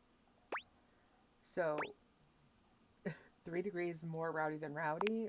So 5 Spot degrees? on. Okay. Might want to turn on Skylar's content-aware feature if you have concerns. What can I do for you? Alright, I've heard enough for now. I've said enough. Alright. Let's go ahead. That's enough there then. So we will head to bed. Let's see. Alright.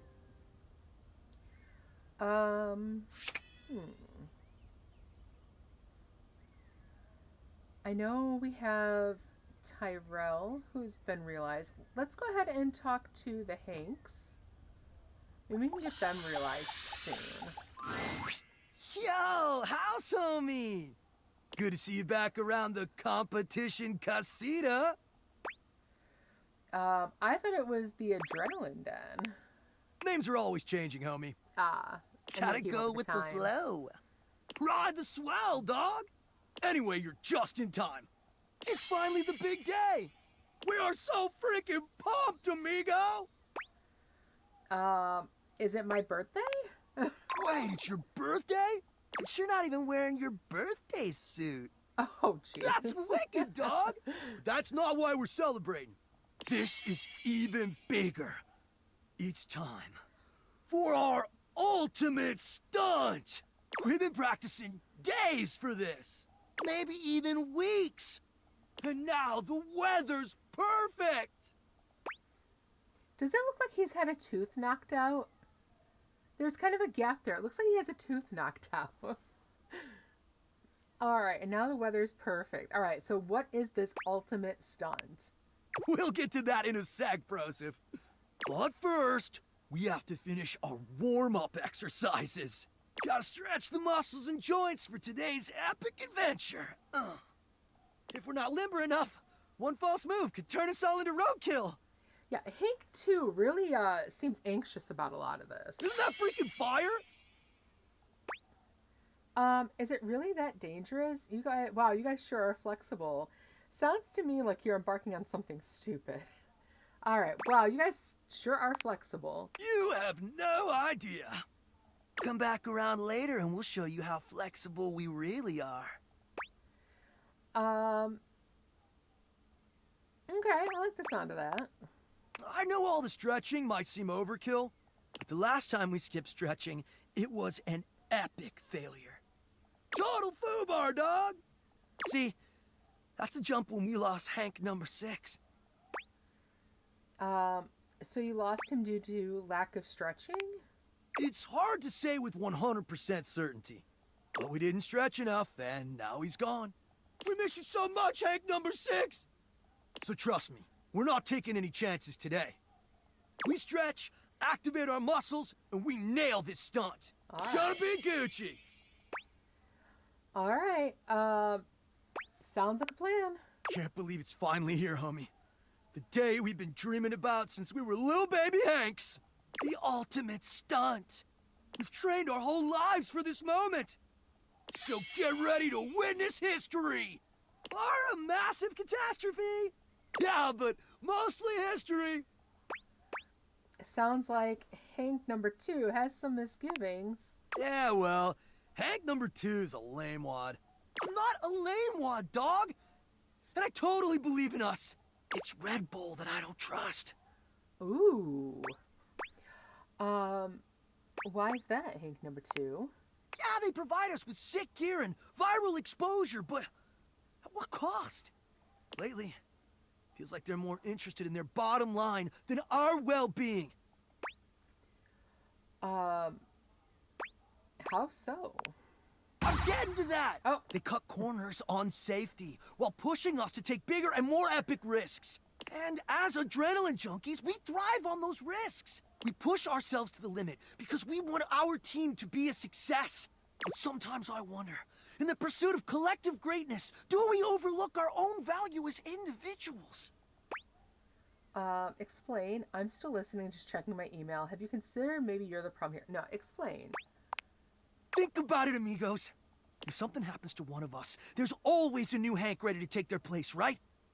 Maybe that's why we take these insane risks without a second thought. Ooh. Because if we're all replaceable, does it really matter if something happens to one of us? It's a question we gotta ask ourselves, dogs. Do we view ourselves as identical and replaceable because we truly are? Or because that's how Red Bull wants us to view ourselves? Damn. Wow, Hank number 2, that's deep. I know, right? Wow. You know what, Hank's number 2? I thought you were just being a lame nerd. But you made a lot of sense. I agree. I'm not some identical twin with no intrinsic value of my own. Yeah. Red Bull has been a whack sponsor. What do you think, house homie? Should we drop him? Definitely. You Hanks deserve better. I really don't care either way, or I think you should stay with Red Bull. No, I think Hank too has a point. You deserve better. Then it's settled. As of today, the Hanks are free agents! Hooray! Amazing. So what are you going to do now? We just heard from Hector. He's gonna run a maintenance cycle on the HVAC system. Which means there's gonna be monster thermals we can rip on our gliders! All right. What's the difference between that and just normal Hank gliding? Duh! The change in air pressure creates insane conditions! Gonzo updrafts off furniture, barometric pitch dips, tailwind speed loops! Woo! Translation, the ride of a lifetime. All right. Sounds advanced. Sounds amazing. Sounds like a good way to die. Sounds like my kind of ride. Sounds amazing. It is! Wanna come?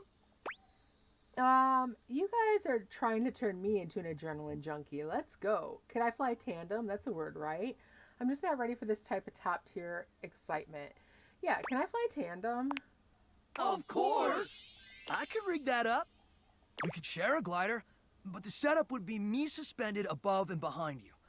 Are you comfortable with that? Yeah, I'm good. Amazing! Let's get you two bound up. Bro. Wait. I can hear it. Hector's starting the cycle. A mighty winds blow us to good fortune. Wings away! That actually sounds pretty fun. All right. So let's see. I did want to talk to the other Dorians as well. So let's talk with this one. The way to the bedroom is through me. Unless you were completely barking and went the long way through the gymnasium, bathroom doors, and then here. Dorian makes a sound rather like a robot attempting to imitate human laughter. Ha ha! The very thought of it makes me crack up. Yeah, it is rather funny. Dorian laughs even harder, but his laughter sounds no less organic. Ha ha ha! I've got to stop. I was told that I would be a great comedian, but I fear that would cause too much of a ruckus with my comic stylings. Allow me to wipe my tears for a moment and ask you. Anything you'd like to know about this room that you don't already know? Oh my gosh, I can ask. Oh, okay. I should have been doing this from the beginning. Anyone who I might not find at first seems pretty normal from what I've seen. No, I'm okay, just checking in. All right, anyone else who I might not find at If first? you haven't met her, Diana the Diary is a little hard to spot. She might look like any old book, but she's one that you authored. You can find her on the dresser. Okay, oh, I've met her. More fool me. What can I do for you? Let's see. It seems pretty normal from what I've seen. Totally normal lot in there. Well, I wouldn't recommend speaking to the dresser. That one's a little, off. What can I do for you? I'm okay, just checking in. Enjoy. All right. Let's see. Let's talk to... let's see. We couldn't do anything with Lux. We don't have enough for Stella. We didn't have enough for Wallace. I think let's go ahead and try to get more endings so I can boost my points further. I think that's kind of the direction we should be going right now.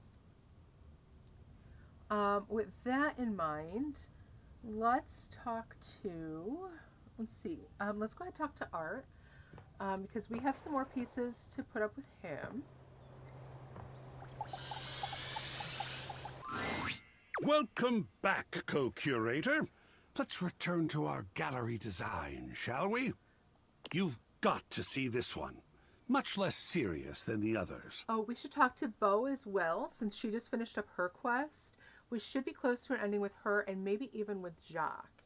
I mean, just look at this adorable little thing. Oh, that is a cute one. I'm sure some might call it kitsch, but to me, it is perfectly quaint. That little house, that little brook, that little rainbow. Yeah, I like that one too, JJ. Very peaceful. You know, I read a wonderful story once about a young couple who escaped their city to stay for a weekend in a cabin just like this. They liked it so much, they moved in and never went back. One of the women I worked with, she has a cabin rather similar to this. It's still in town, but a bit further back. She's got some acreage on it. And she and her ex-husband actually built the entire thing themselves. I mean, it's incredible. And it was basically, she was the one who designed it and like did everything to like set it up. And then, yeah, they built it by hand. Yeah, let's discuss it. I want to hear that one. Lovely. I love stories. What do you feel when you look at this? Cozy. I love the nice, warm feel it gives. You said kitsch, and I totally agree. It's just so not threatening. Actually, I really do like the nice, warm, Of cozy course. feeling. It was designed to do just that, I believe. The subject is immediately clear. There's no definitive point of view, no work required from the viewer. In fact, the majority of people looking at this would feel just the same way. At ease, not triggered. It was designed that way. Well, it works. I love this piece. Sounds kind of creepy now. Nothing. It's just kind of there. You know what? I mean, majority of people in that feel just the same way Eddie is. I mean, art definitely should trigger feelings in you, but at the same time, sometimes you just want things to And feel that calm with. is absolutely wonderful. Good feelings are good. You don't say. Is this one you'd like to display? Yeah, sure. We can display that one. Where shall it go?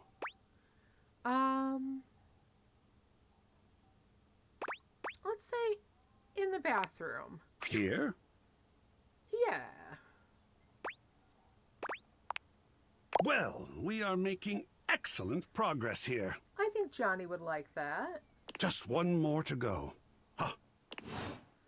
Yeah, I think Johnny would actually like that in there, because he was talking about kind of having more of a rustic background. JJ, you thought bedroom? Yeah, I'm curious, because I have one left now to see what goes in the bedroom. So we'll have to see. Let's go ahead. We've got one here. Oh yeah, I want to talk to Bo as well. Today, we will be playing a popular and complicated game. This is a game in the Eurogame tradition, one of resource allocation, worker placement, and cooperation between players. Is this going to be like Monopoly? It's based on the 20th century dairy wars between England, France, and Belgium, called Cream Capitalist. We will both attempt to outproduce the cream that the other is attempting to make. Would you like to hear the rules? Yeah. I'm so excited to speak for a very long time! Parker does indeed speak for a very long time, spending roughly 45 minutes going into excruciating detail about the different rules and sub-rules for each scenario, including the expansions which, as far as you can tell, aren't being used. Okay. I'll play as Belgium, which has a +3 bonus to currency exchange, which means you can be either England or France. Which will you choose? I've got to pick England. I gotta be over with my JJ. That's definitely a bad move. A bad move. In the Cream No Capitalist Championships, England is well known to be at a disadvantage because of the cow wandering exploit. Think of the exploit. Nah, I'm gonna go with JJ. Begin! Parker distributes the pieces, a 10-minute process. Oh my god.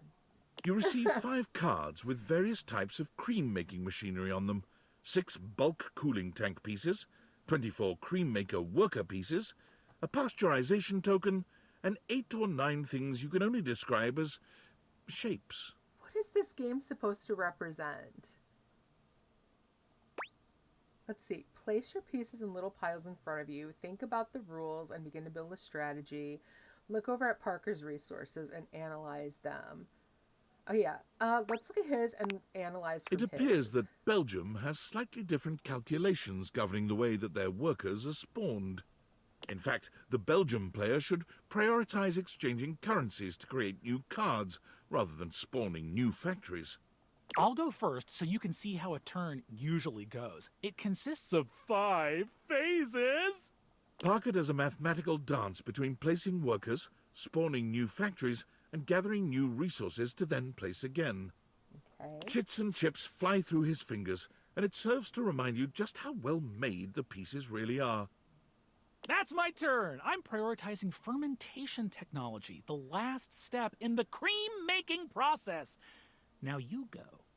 Okay. Continue placing your pieces into little piles.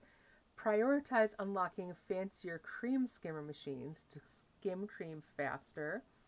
Move your workers toward the cow fields to generate more bulk milk. Attempt to corner the currency exchange market. Um, Prioritize unlocking the fancier cream skimmer, or, I think before I do that, I would have to get more bulk milk first. So let's do Before that. long, your factories are awash in more milk than they can handle. The turn goes back to Parker, who spends 10 more minutes going through the 5 phases. I've invested in new technologies. Once my factories are complete, my process will be airtight. Making cream will be a dream. Oh, okay. Look for a snack and ask Parker to play your turn for you. Yeah, no. Put your resources into making more resources, building up a large supply. Continue to pursue new technologies. Okay. Let's continue to pursue new technologies. Your factories, while resource poor, can now skim at a greater rate than Parker's. Okay. What? But I put all my resources into Very well. You and Parker seem to be neck and neck in cream production and milk gathering. You've made it to the solstice season, where your respective countries' production will finally be scored. At turn 14, you see a critical opening. Let's see. Purchase a bottling plant by only spending 7 bulk cooling take tokens rather than 8. Take a full 24 hours to think of your way through a move in an attempt to outlast his patience. Balance your resources evenly between milk production, cream skimming, fermentation, and packaging, or put all your resources into cream skimming on your final turn, selling everything else. Let's see. Let's go ahead and balance all my resources. With great care, you have precisely enough resources to keep your factories humming along. And in the final turn, you ended up with 96 creamery points to Parker's 94. Woohoo! Well Okay. done! You win! I can't outdo the Milkmaster. I will see you next time for our relationships ultimate dice roll. Woohoo! Okay. All right, that one was interesting. Weird, but very interesting. Let's go ahead. We'll talk to Bo. Bo seems delighted to see you after your exhilarating adventure below your own house. Oh, hey, bud, you're back. Yeah, I missed you. I missed you too, actually. So cool to have met a new adventure buddy. All right, I wanted to thank you for the adventure. I needed that. Oh, wow. Really? You're thanking me? Yeah, I am. Of course, England wins. Amazing. Exactly, JJ. I mean, yeah, you're totally welcome. I've never had anyone thank me for an adventure before.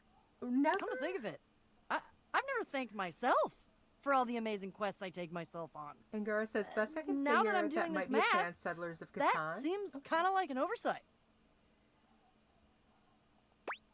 All right. You are seriously cool, Bo. Well then, thank us from us Maybe for the Civ, yeah. first awesome mission of many. I guess it's safe to call each other friend for real now? Actually, Angaris, yeah, it does maybe sound a little bit more like Civ. You and I have both played that together, and it is a lot about balancing resources. Yeah, I wondered, should we go ahead and take friends, or should we try to have a love ending with her? I kind of want to go for the love ending. Let's see, I was hoping for love, With actually. Me? Yeah. Sorry, I'm so surprised. It's just, it didn't come up very much that you liked what I said. I was trying to flirt, but you wouldn't let me. Sometimes I get so focused on the adventure at hand, I forget. But since you're here asking for it, it's almost like you're on your own little quest. Mm-hmm. I am, for your heart. Then your quest is complete. As long as you're by my side, we'll have a great time. Oh, hooray. All right. Yay! Love will be the greatest adventure. That one's really nice. Good. I like Bo. She was a lot of fun. I'm not sure what that one just upped. So, Okay, so let's go through my specs. So for smarts, I'm at a 21. Poise, 31. You're pretty okay at that game with the metal hoop and the buzzing noodle. Empathy is 41, so I'm doing really good there.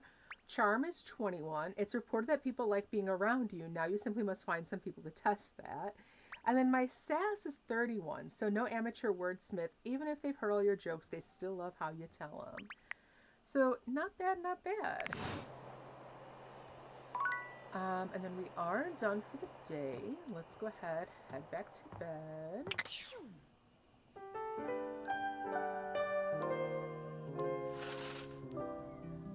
All right. Let's see. Let's start off with talking to one of the other Dorians.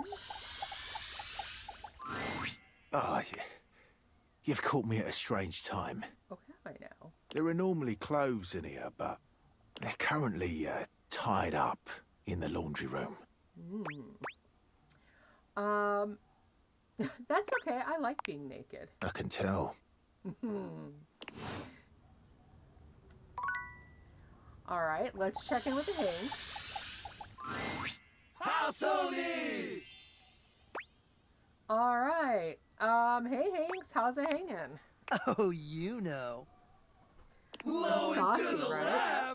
left! All right. Sick. Sick! So why are you in such a good mood? Or this is some immense energy. Yeah, this is some immense energy. What's the buzz all about? Wing suits! Wing suits! Wing suits! Is that the one where you turn yourself into a nylon flying squirrel? You're so funny. But yeah, basically. Nice. It's an advanced form of skydiving. You still wear the chute, but you also wear the suit. It creates a ton of drag and turns you into a human glider. Ever had a really amazing dream where you're flying? It's like that. But maybe even better. That does sound pretty cool. It sounds more like a nightmare. Sounds magical. Sounds intense. That sounds epic. It is! Wanna come? Heck yeah. You guys do this all the time, right? Nope. Oh. Wait, what? It's our first time! Are you sure you're ready for this? I mean, aren't you even a little bit scared? But Red Bull isn't even sponsoring you. Well, yeah, because we told them not to trust them anymore.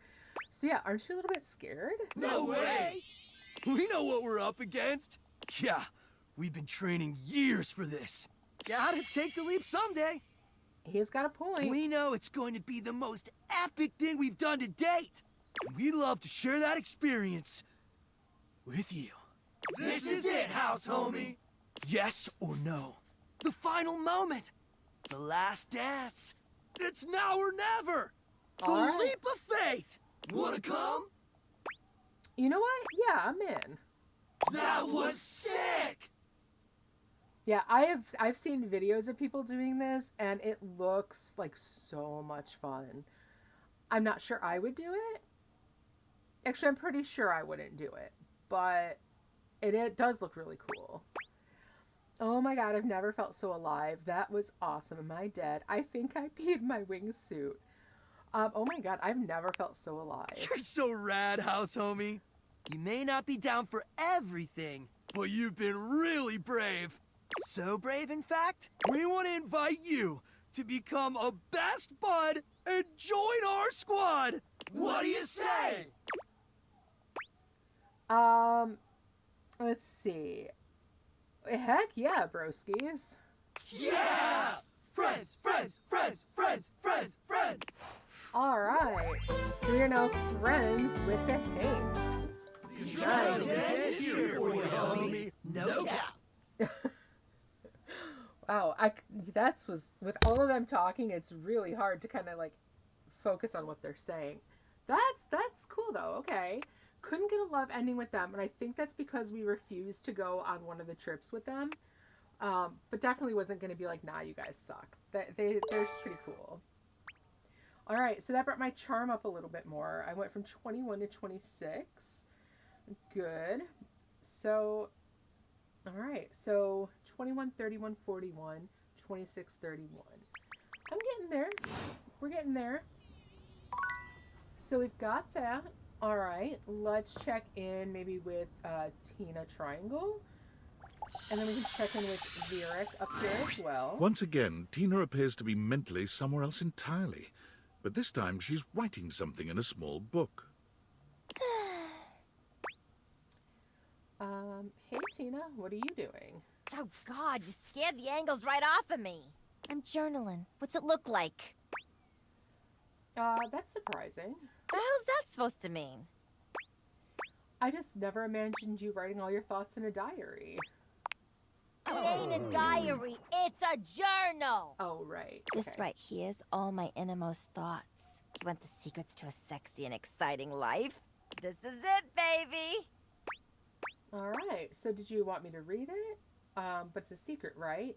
If I want the secret to being alone forever, I'll ask you. Okay, so did you want me to read it? Are you crazy? You think I'm just gonna give you the keys to the kingdom? You think you can just get to know a complex, sensitive triangle like me just by reading my diary? I thought it wasn't a diary. I thought you said it was a journal. Don't change the subject! Ah, right. JJ, what's the difference? I'm gonna put this right here where nobody can reach it. What, just there on the table? You know I can reach that easily, right? I'm not going to read your diary, Tina. A likely story. I got my eye on you, so no funny business. Do not touch that journal. Hey, if you tell me not to touch it, I'm not going to touch it. You have your right to privacy.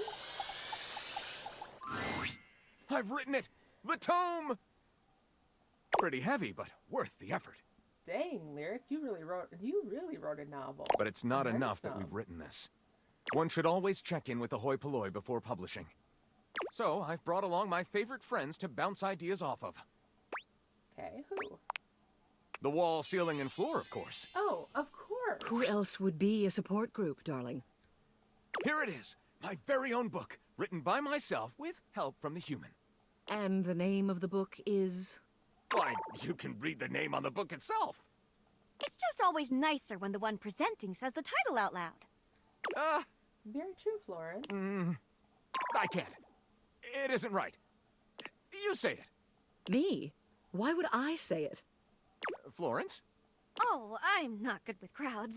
Whoa. Ah, thank you for saving me the trouble, Wallace. Let's begin. This book is quite arousing. Ooh. I've read books like this. Under the covers with a flashlight. Ooh. Whoa, whoa. Oh, I didn't know that, Wallace. Thanks for the history lesson. I didn't know you had it in you, Lyric. But this is a good one. I'm full of surprises. Thank you for your support. It's what we do best, Lyric. Well, should we go ahead and publish? Hell yeah. Absolutely. Marvelous! I'll submit this to Mac right away. All right, so I'm guessing we're going to need to check in with Mac. Yeah, let's go ahead and check in with them.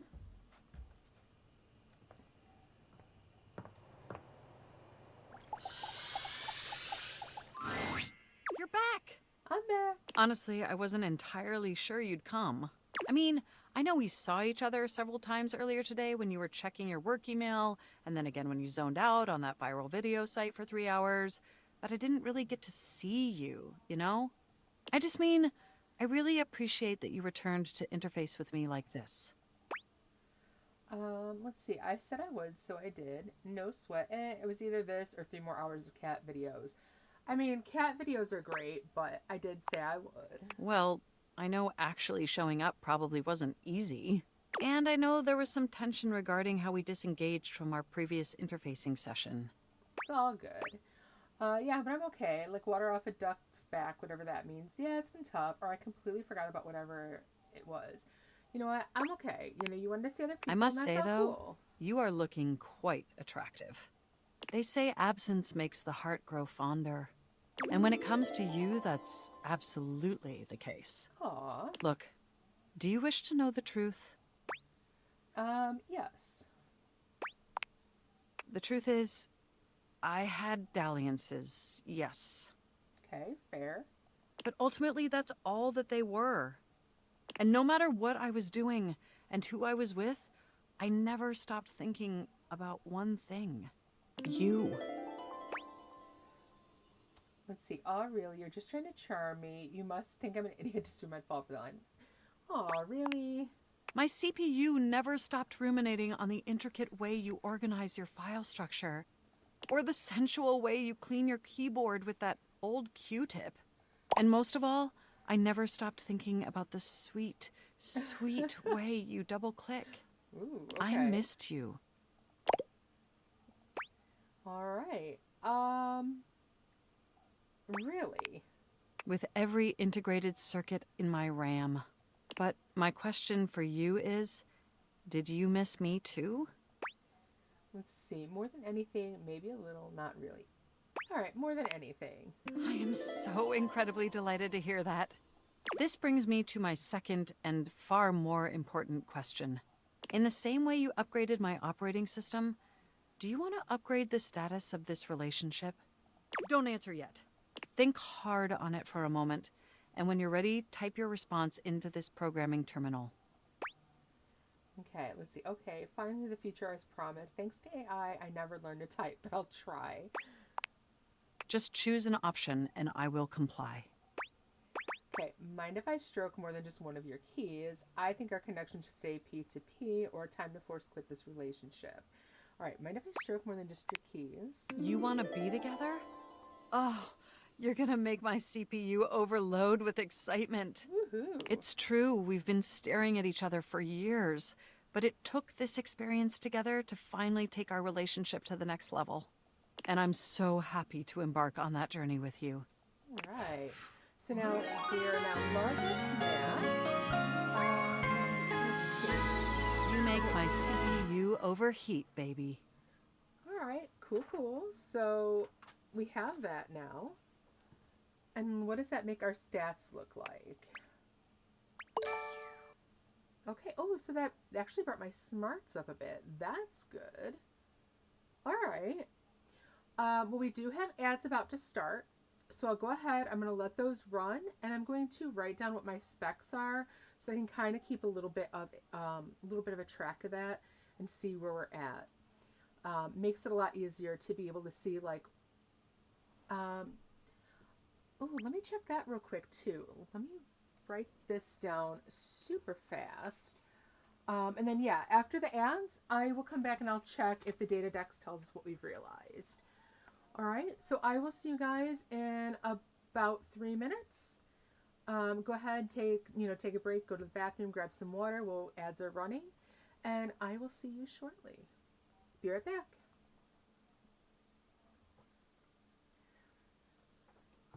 All right, so yeah, we will definitely have to check the data dex, but for right now, let's write our specs points down so that we can kind of see, where we're at. So it stands for smarts, poise, empathy, charm, and sass. And then each time it goes up by 5. So right now for smarts I'm at 26, poise 31, empathy 41, charm 26, and sass is 31. So yeah, yep, be right back. So I'm actually going to go and take a quick break myself. I will be right back when the ads are done. See you in a few.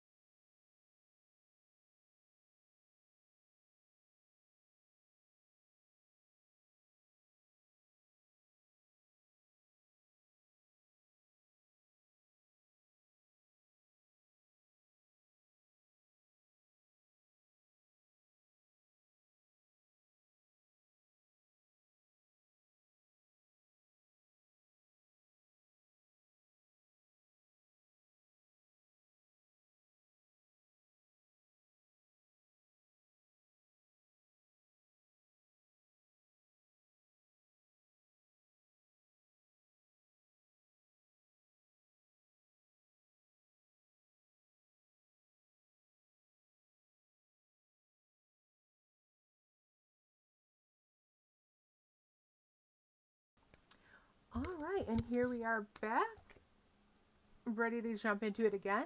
Love seeing your emotes. It makes you so happy. I love them so much, JJ. I can't even say enough how cute they are.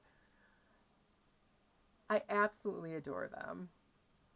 So let's go ahead. We looked at this. Let's go ahead and see like if our data dex does tell us if something's been realized. Oops, wrong one. If we look at our data dex, I know Lucinda has been realized.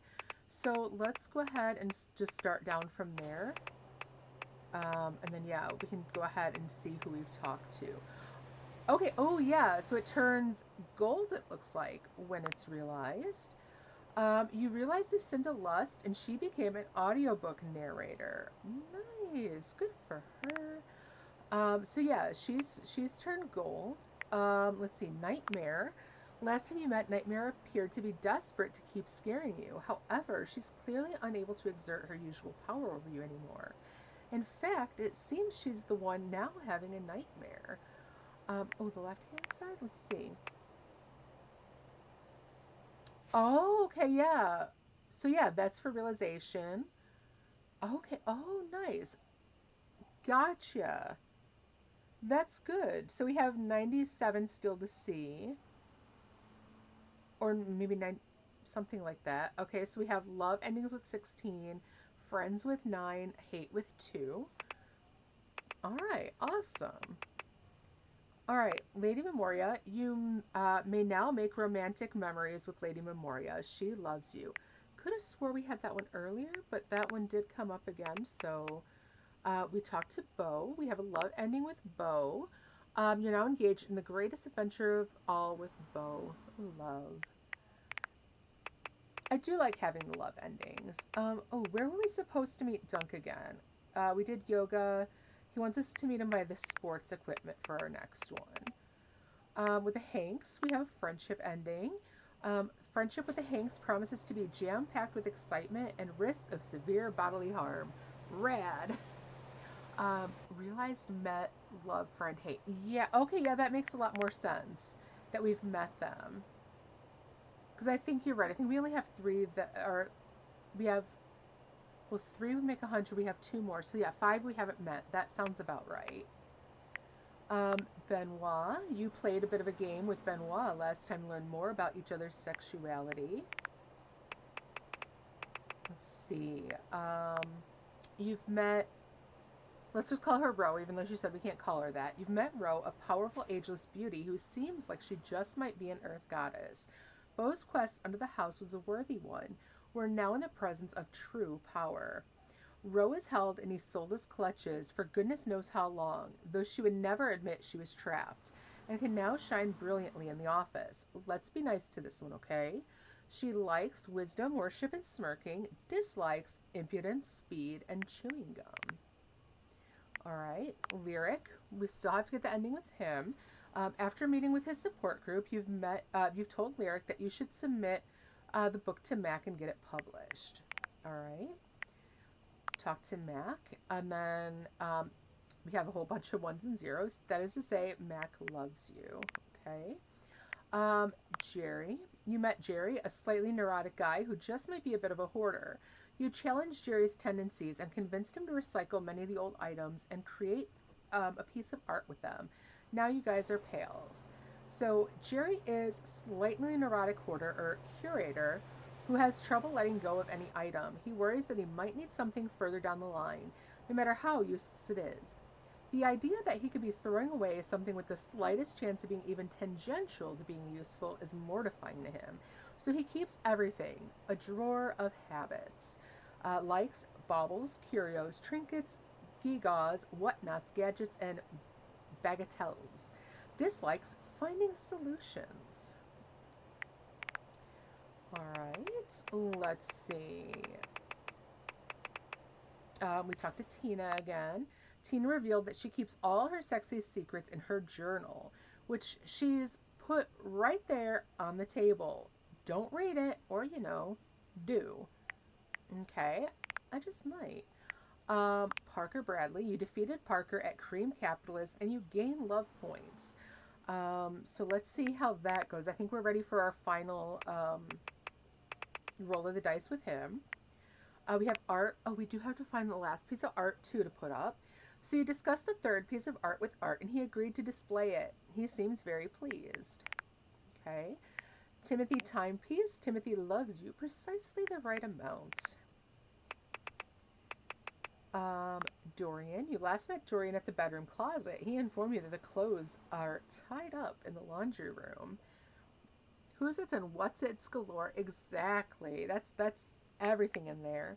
So we also met Dorian at the bedroom where he offered to let us know how to find some of the tougher to spot inhabitants. He also thinks he could be a stand-up comic. Okay. Alright, so there's all of those. Let's go ahead and head up to our bed. Oof.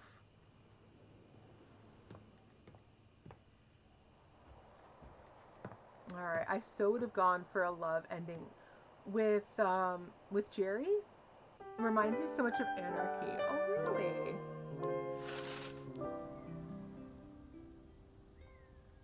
Oh, with Dorian? Yeah. Ooh, Dorian.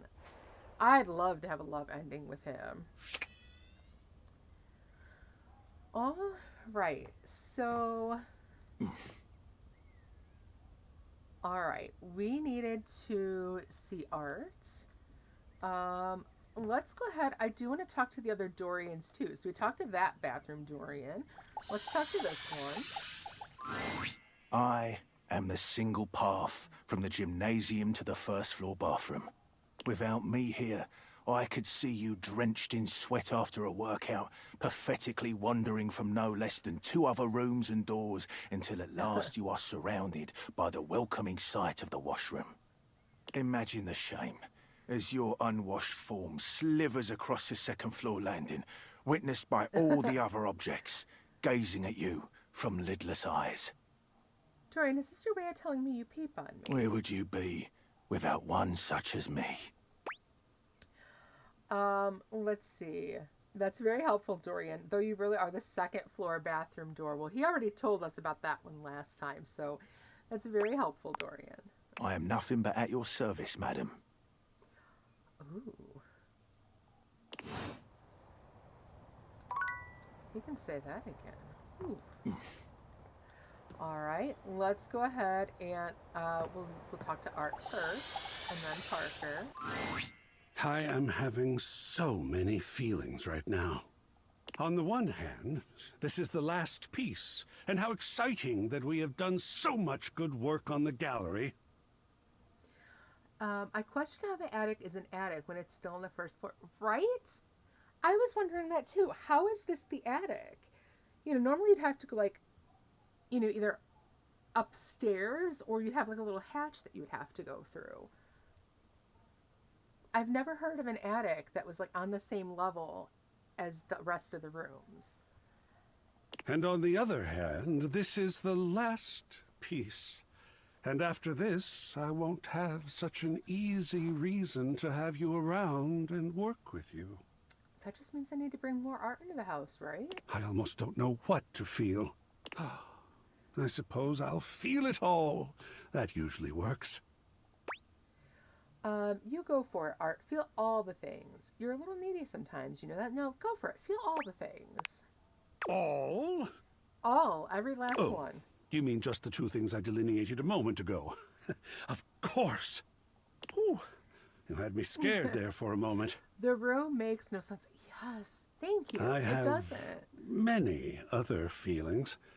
Some not discovered yet by mankind.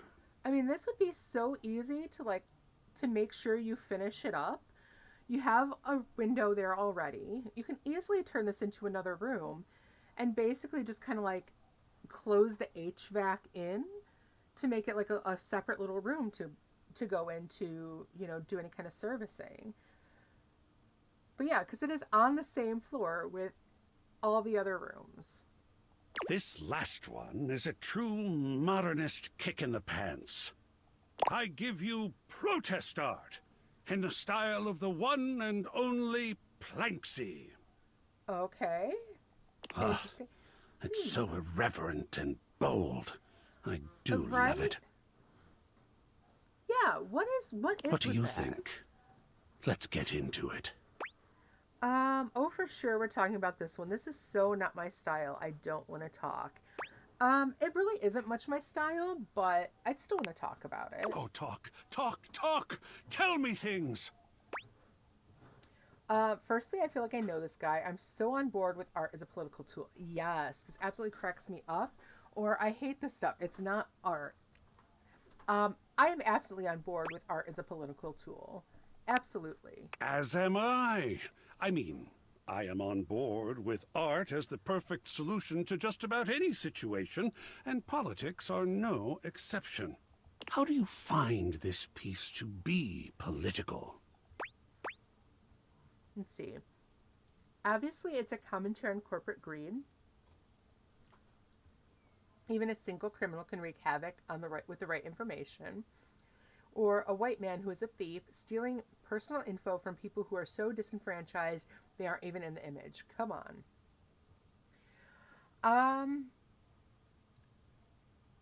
I'm torn between corporate greed and the last one, a white man who is a thief stealing personal info from people who are so disenfranchised they aren't even in the image. It's really like it's really a lot between 1 and 3 for me. You think 1? Yeah. I would say that's probably the rest too, because I mean they all gather your data from, you know, any kind of online thing you're going with. Even a single criminal can wreak havoc with the right information. You know, that is true too. Any of them really could work. Let's go ahead with corporate greed. I think you may be right.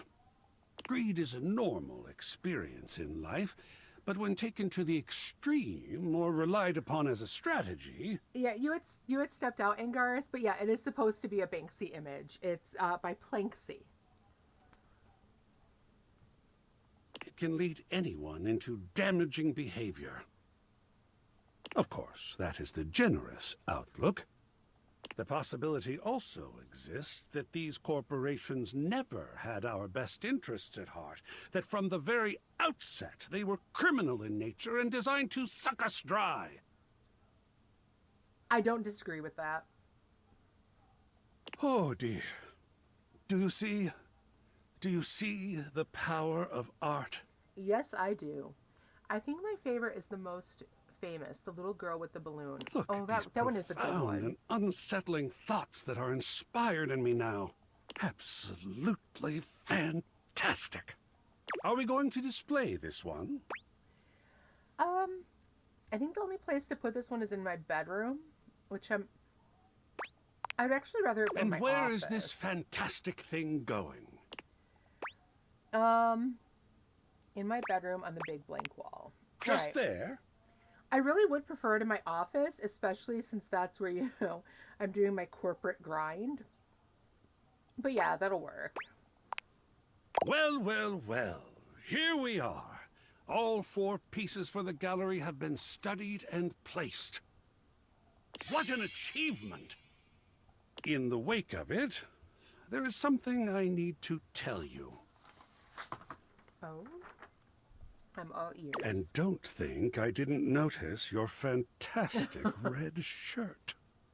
How could you miss it? You see, I've been thinking about you. About us.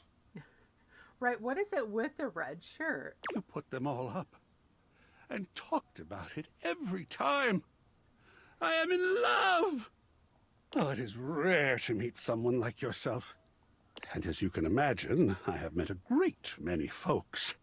But you helped me with my gallery by offering your thoughts and opinions. You hung up every single piece and talked with me like humans do to each other. Aww. Even though they were so different from each other, and even though they may not all have been exactly to your taste. You know what? I had so much fun. Are you kidding? Even if they weren't to my taste, I love talking to you, and variety is the spice of life. You know what? I mean, all of those are true. Even if they weren't to my taste, I love talking to you. Oh my. That actually leads me to the most important part of this. Because, you see, what's more, what is most, really, you talked with me about every single piece. To have someone to talk to, someone willing and smart, someone so vibrant and open-minded. I am happier in this moment than I have ever been. Aww. For I am in love with you. I am in love with what we have done. And I must know now, as I have needed to know so often before. What do you think? Can we talk about the great artwork of us? Oh my god, really? Yes, finally, yay. I'm so touched, truly, but for me, how about if we're great friends? No, sure. I like the love endings. Alright, so we have love. You have made me feel seen. Alright, very nice. Well, I'm up to, let's see, what just went up then? My smarts has just gone up to 31. Very nice. That's definitely filling out rather nicely. Let's see. Let's go ahead and finish this up with Parker as well.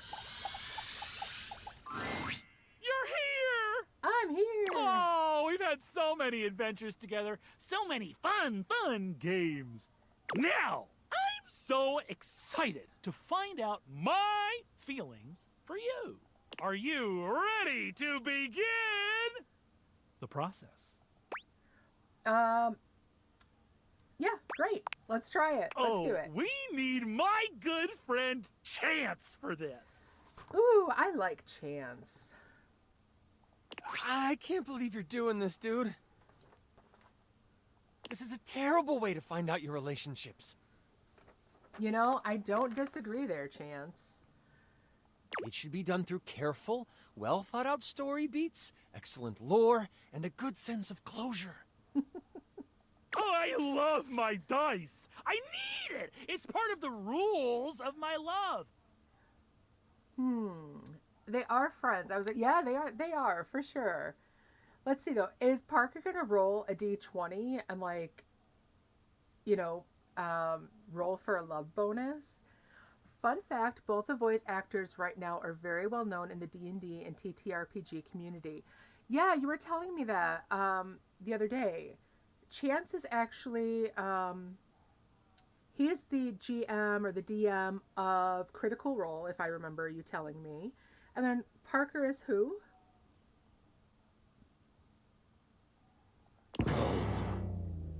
Fine.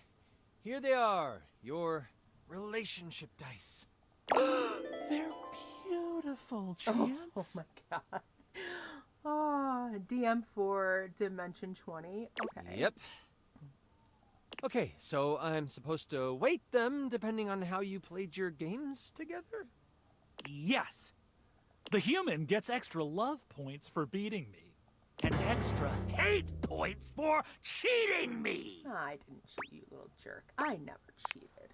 I know. You're one of the good ones. Ah. But even so, there's always the possibility I could still hate you in the end. No. Roll it, Chance. Roll for our eternal ending together! You're not even rolling your own dice? Come on, dude. Sure, dude.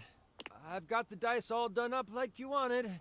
He holds out the dice to you, presenting them just before your big roll. We've got a lot of love here. It's love! I love you. I'm in so much pain. Oh, what's wrong, Rosewolf? What happened? Oh, wow. I'm so happy. But he had to roll the dice to find out he's happy. You're a weirdo. I'm so happy to be lovers. Can we be friends instead? Honestly, I was going for hate this whole time. Yeah, from them or IRL? All right, we'll go ahead. We'll take the love. You're the best, Chance. Thank you so much.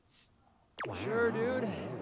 Whatever. I wish I knew how I felt about him, but he never lets me roll for our relationship. I've been doing a puzzle while listening to this, and now my back hurts. Oh, I'm sorry. Well, posture check. Get up, stretch yourself a little bit. Actually, we can all use a posture check right now. So yeah, definitely give yourselves a good stretch. Yeah. If you need to get up, walk around a little bit, definitely... Sit the fuck up straight! Thank you, Angaris. Yes, definitely. Posture check. Sit up straight. Flex a little bit. All right. So Parker gets a love ending. You won my eternal love! You mind if I have some of your tasty beverage to wash this down? All right. Thank you for the hydrate. I'm going to make sure you take some water or drink whatever you got with you. You're thirstier than you think. All right, what did that one up? Okay, that put my poise up to 36. Not bad. Yeah, it is definitely rounding out quite nicely. Let's see. That's why I couldn't... Yeah, he managed to beat you to it. All right, so what do we have next? We have two more. Let's check in with Zoe. I definitely want to give her a quick check-in, make sure she's okay. Zoe's usual excitement is tempered today, though she seems no less happy than she'd been after the séance. Okay. Just us again, huh? I'd know if there are other people here now because they can see me now and I can see them. And that is just... It's the best thing that's ever happened to me. Aww. You know, I can even hang out in other parts of the house now. You can? I haven't left the attic since I died, but the other day, I just floated on down to the kitchen. And I met so many cool folks. Oh my gosh, that's awesome. That trash can is kind of salty. I like him. You know, I like him too. I need to It did talk make to him me more. think, too. What you've done for me. I'm more grateful than I can say. And I wonder, where does it leave us? What do you mean? Good question. We've got quite a history at this point. Exactly. You probably know me better than anyone else ever has. I like you. I guess the question is, do you like me? And how do you like me? Like a friend? Like more than a friend? I'm gonna like you no matter what. You're very special and you gave me back my life. Aww. There are some questions I just need to ask though. Okay, I like you, Zoe. Always have. I like you as a friend a lot. You're special too. Now let's keep going with the love endings. I guess now's a good time to tell you this. Communicating with the dead, like we did in the séance? Can we just There are other kiss her, benefits. right, Rose Wolf? Well, she's saying, hey, with the séance, there are other benefits now. I think you can give her a kiss. Travel that way. You can kind of vacation in different time periods, different lives. The séance creates a portal and you can use it to go for all kinds of adventures. Ooh. So you think of the most romantic, sexy, exciting place in the world. A time period you've always wanted to visit. Think of anything. And I can take you there. Ooh. Just the two of us. Adventuring together. Forever. There is a shift in Zoe's expression, her smile heavy with sweet promise. Aww. Oh, and, I did mention I can touch you now, right?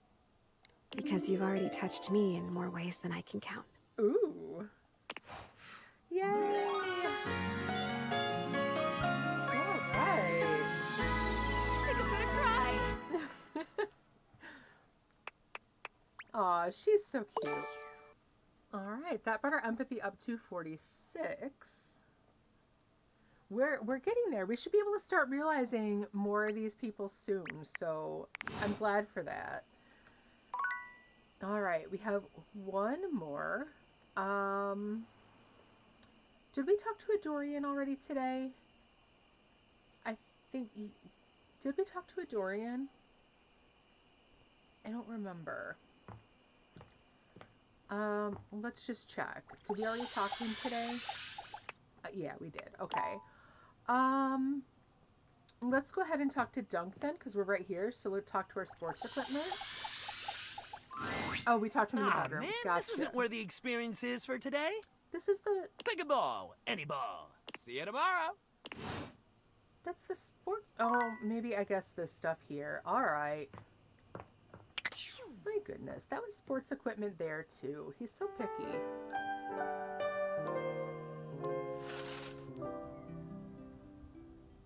All right. I do have to wonder, does Dorian say something different at each of the closets? Let's give it a try. Ah, you've caught me at a strange time. There are normally clothes in here, but Oh, okay. they're currently tied up in the laundry room. Okay, I'll check it out. I have very little of interest to speak of otherwise. Okay.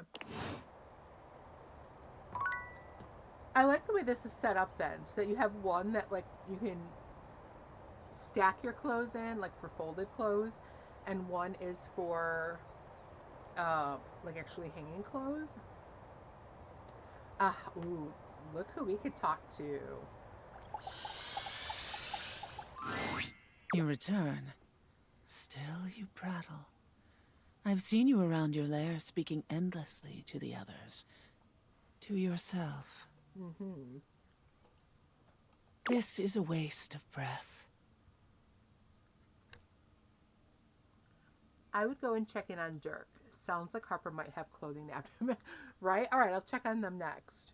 I notice every time that you choose not to speak, and it gives me solace that there is hope for you. Yes, much like that. Breathe. Take in my current solution. Treat the elements with your alveoli. Make me anew.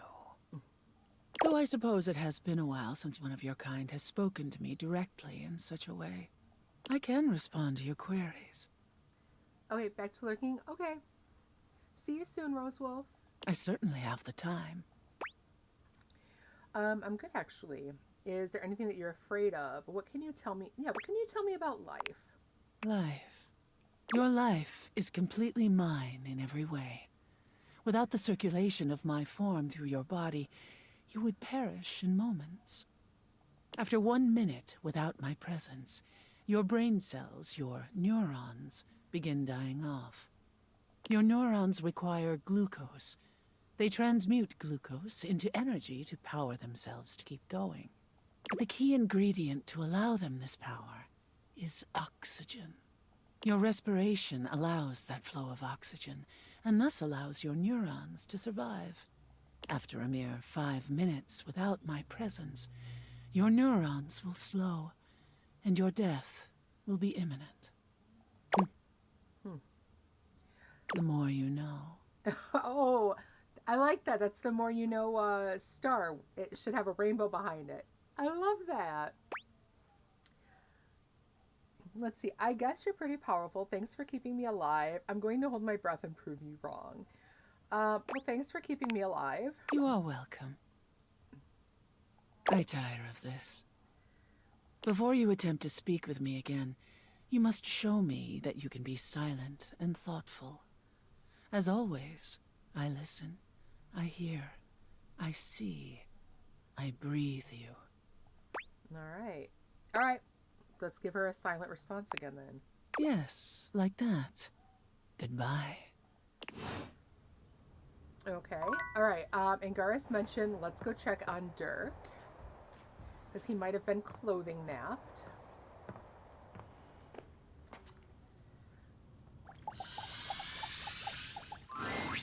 Harper and Dirk are screaming at each other once again. A sight and sound you're starting to get used to. Do you even hear yourself? Do you know what it does to me knowing you've been with other objects in this place? So what? That was before we ever got together. Oh, so you're saying it'd be totally fine with you if you had to fuck in a place where all my exes did? Oof. That is not the same thing. Besides, we both know you're cheating on me, so it's only fair. I wish I was cheating on you. At least then, it makes sense for you to scream at me all the time. Stop playing innocent! I know you're cheating with the Hanks, and there's way more, too. I'm not, but hey, maybe I'll start. Those guys all have one brain cell to share between them, and they're still smarter than you. Oh, ouch. Yeah, I have to be stupid to be with a loser like you. You can't even see when you're insulting yourself, you bird-brained bamboo bozo! Ah, maybe I'll just get with the Hanks too. See how you like it. I'd love that! I could get a little peace for once! Harper lets out a scream, her hands clenched into fists. She looks as if she wants to say something, but her face crumples into a sob, and she leaves the room with a quavering wail. Let love like this never find me. Dirk slams his fist against the wall, seething in silence. Let's see, you okay, buddy? You really deserve better than this. That's what happens when you cheat. And let's start with, are you okay? Not really. None of what she says is true. She lost one boyfriend once to shit that was outside my control. Nothing to do with me. She doesn't say it, but I was there when Chappie got washed. We weren't together back then, but I'm positive she blames me for it. Like I could have fucking done anything about it. You sound like you could use a good listener about now. You're not going to start talking to me about your relationship, are you? God, you two could really use a therapist. Let's go ahead, tell him. You need someone to listen to you right now. I could, yeah. Dirk leans against the wall, folding his arms over his chest. I wish those two happiness and whatever, but I knew it wasn't gonna last forever. Nothing that goes through Harper stays with her. Eventually you come along and take things back to their rightful place. Or they go through the laundry, and with the exception of Monique, most never come back. But no, she acted like they were so in love and just built to last. You sound a little bitter. Do you resent Chappie? You think she was wrong to be happy. So let's just go with you sound a little bitter. Of course I'm fucking bitter. The ghost of Chappie is hovering around us all the time. Chappie never hurt me. Chappie never cheated on me. Chappie's lips were the softest material on earth. You dated for weeks. You didn't even know his favorite color. I know, because I had to listen to their mind-numbing conversations. You know, Chappie wasn't even his real name. His name was Chapsworth L. Stick. She gave us rhyming nicknames. Ooh. She thinks I have no idea what their relationship was like, but I saw it all. And she literally says and does the same things with me. Except she worshipped Chappie. She screams at me for not being Chappie, even though she just subbed me in. Oof. Is it true you ignore her when you're clean? What's this about you cheating with the Hanks? Are you punishing Harper when you're away from her? Alright, is it true you ignore her when you're clean? Yeah, it is. Getting washed is the only way I can get away from Harper. And when I'm away, I just feel clear-headed. I always take her back because I don't know how to quit her. When I'm, you know, like this. She starts in on all that dirty shit. I don't know, I just don't have it in me to make her sad. Then things are good for a while, so good. Then I look at her wrong, or say the wrong thing, and she goes off on me. It's like she's just waiting for me to fuck up so she can unleash. This stuff with the Hanks, they're not even my type. I don't know where she gets it from. Let's see. Well, maybe if you actually talk to her. Okay. Conversations are a good thing, but both sides have to be willing to do it. And Harper doesn't seem quite like she wants to. Are the good times really worth all the bad ones? Very good question to ask. If she's going to accuse you, maybe you should cheat on her. Terrible advice. Jesus. Absolutely awful advice. Let's say, are the good times really worth all the bad ones? I mean, no. But I just don't know how to walk away from her when she's being sweet. Dirk looks thoughtful, gazing out at something you can't see. I think it started with my mom, you know? She was this giant, gorgeous loom. Not one of those corporate stitching machines. She smelled like cherry wood. Expansive, open, and free. I loved her very much. If there's one reason I have quality seams, it's because of her. Alright, she sounds lovely. You're lucky. So that's where you got your good looks from. She sounds lovely. She was. But free spirits aren't always great parents. Like, okay, I believe she loved me at the time. She was always very tender with me. But she never gave me anything but tenderness. No lessons, no guidance, no discipline. I think she was terrified to be anything but my friend. She just wanted to be fun mom. I don't actually talk about her much these days. Harper never cared to ask, and it pisses me off. I haven't seen her in years now.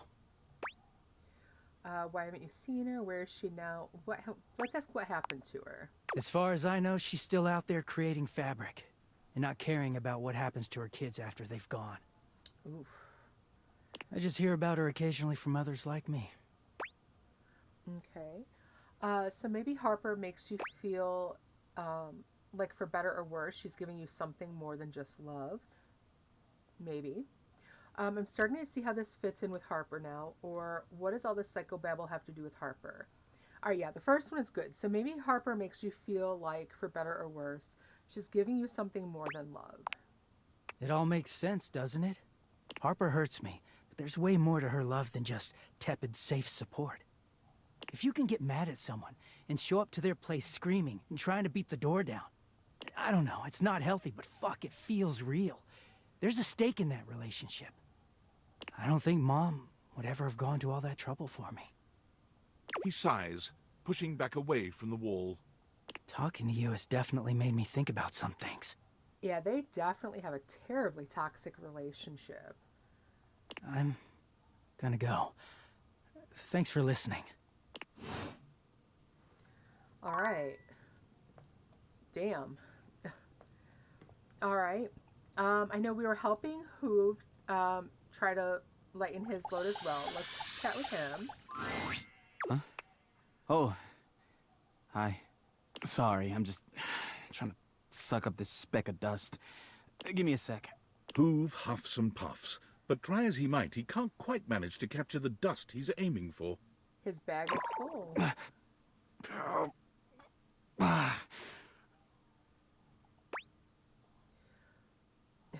Are you all right? You know what? Forget it. My suction is no good anymore. I have no room for it anyway. So, what's up? I was wondering if we could hang out. Maybe we can go on a date. All right. Yeah, maybe we can go on a date. I have no room at all for that sort of thing at the moment. I'm packed to the brim. I can maybe hang out later when I'm finished here. Okay. Let's see. But you can barely suck anything up. You're right about that. But I don't have a solution. Anyway, no hard feelings, but I should go.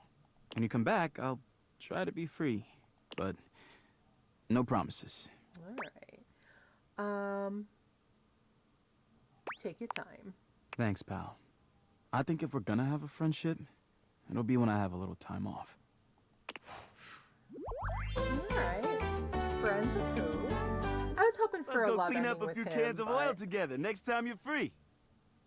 All right. So we're friends with who? Awesome. And then let's see. How did that change? Oh, that brought my empathy up to 51. Woohoo. All right. Let's see. Okay, still the same thing there. All right. I think I have one more for today. Right? All right. Let's talk to Titus. So you have returned. I have returned. Sensations new and welcome fill my breast, as stranger, leader, colleague doth present. As I now see mine army is but yours, so must I loyal follow in its wake. And though exhaustion yet lies heavy on my lid, your enterprise will spring me forth anew. Have you a task? Have you a great battle to be fought? Let's see. Need to get more charm. I do. I absolutely do. Let's see. Have we a great battle to be fought? Well, what army are you talking about exactly? No need to spring forth. We got time. Always a battle. Life's a battle, baby. Let's see. No need to spring forth. We've got some time. Time. Haven't we always time? What is time? Time is measured only by our actions, by our awareness of it. I am aware only of the time stolen by death. My dipogenies expiring. Oh. Time is the time elapsed between their noble rush and their dissolution. Yes, we've time. But such a stain as ink or blood that seeps, with empty mercy and with mirth remains. It tells you in the data decks who gives what. Okay, I need to take a look at that then. Damn, you speak really beautifully. Totally lost. What is a typogeny? You speak really beautifully. It is my curse. It is a depth of feeling that is never filled. Perhaps, if I could bring you into it, it would not feel so fathomless. Would you consent to learn more deeply of my world? Let's see. Yeah, totally. Don't want to get into that. Yeah, but totally, I'm in. Then I shall show you my companions. The truest and most fleeting friends. A group of petite pink and blue beings enter from all sides, grouping around Titus. There's something intensely dramatic about them. Is it their tragedy mask-like faces? Perhaps the way they pose like theater players. That's both cute and creepy at the same time. They cluster around their leader, each striking an elegant and theatrical pose. Titus spreads her arms wide. She's clearly proud of this little group. I present to you the Dipogenies. The Dipogenies speak as one, like a spring breeze-scented Greek chorus. Lead us to the great beyond! We shall purify and be purified! Oh my gosh, that is kind of adorable. They are mine to command, though I do not relish in my duty. They are who I deploy into the fray. They bring me victory. They bring us victory. They're like her kids. Gigi, I don't know. I guess they're kind of like a cross between her kids and her army? That's my guess. And it destroys them. Sound buzzers, and our dirtied ensign waves. Victory bought by friends in drowned graves. Mother! Children! Leader! Soldiers! Okay, so yeah, it's mother to her children and a leader to her soldiers. We rally for thee, General! Third will end! Sacrifice! Sacrifice! Sacrifice! Okay, yeah, this is way too weird. I'm out of here. This is so sad. I can see why this takes such a toll on you.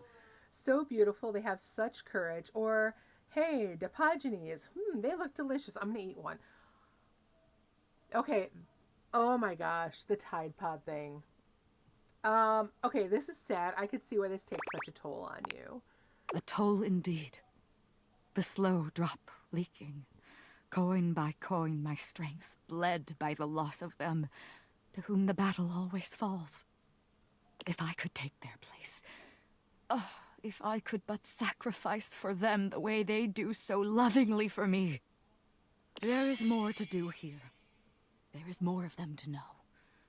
There is more of us to know, and the next battle is always in the offing. But I ask, familiar stranger, for reprieve. Preparation has begun for our next engagement, as it must be near. Perhaps you will join us again. What happens when she's empty and we throw the box away? Does she... Dun dun dun. Ooh. That's a good question. Maybe we buy like a refill and just keep pouring refills into her. Perhaps you will come and feel the glorious sadness you have but glimpsed. I think what you mean is come back. If so, I will promise. I wouldn't miss it. I don't know. I'm kind of sensitive to this stuff. I wouldn't miss it. You hold great promise, I feel. Your zeal to be present for the intensity and depth I only let you glimpse. I look forward to your return. All right. Let's go ahead then and look at our data decks. You said they'll tell you like which ones. Okay.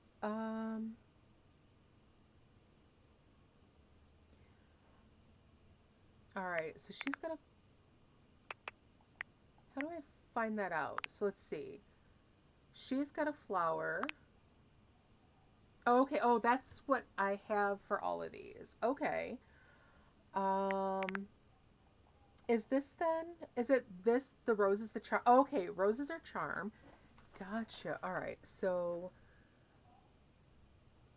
let me write this down real quick. Empathy, charm, and sass. So charm is a rose. Okay.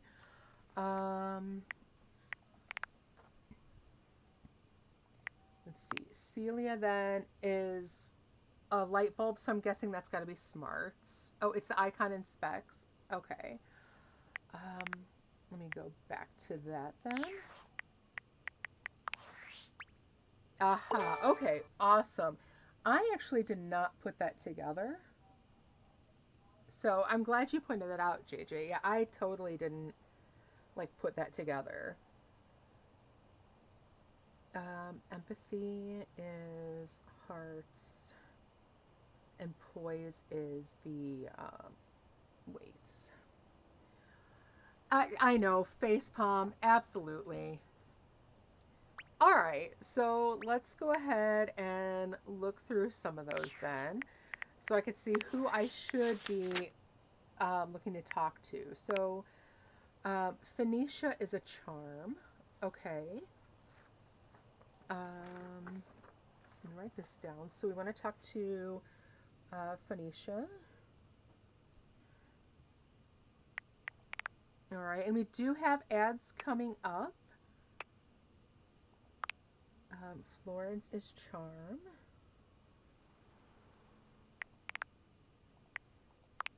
Celia is smarts.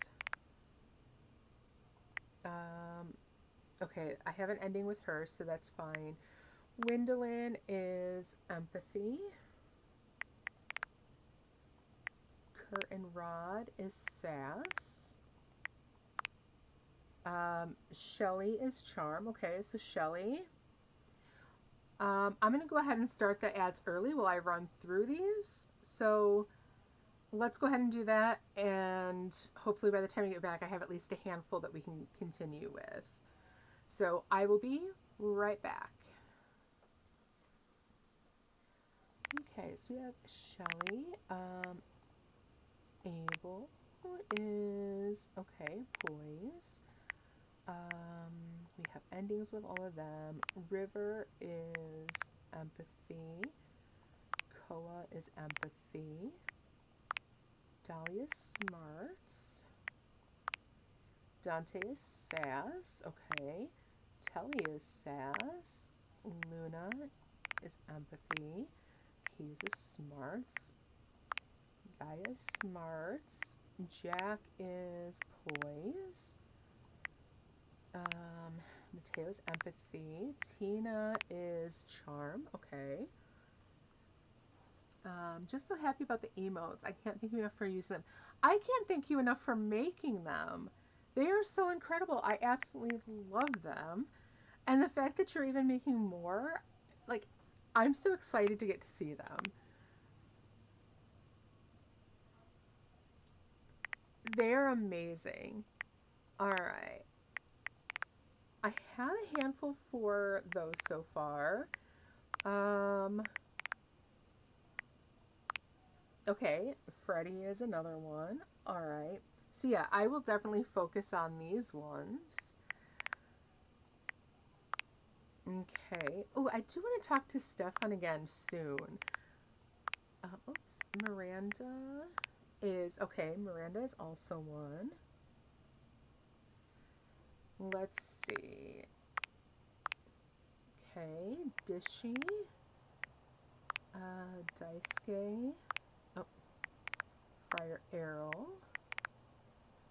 Kopi. Okay, Kopi, good. I want to talk to Kopi again too anyway, so...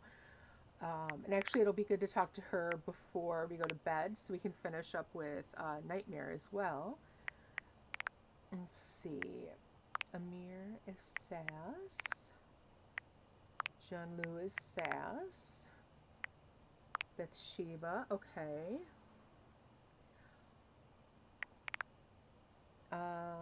Barry, okay. Faria is smarts. Oh.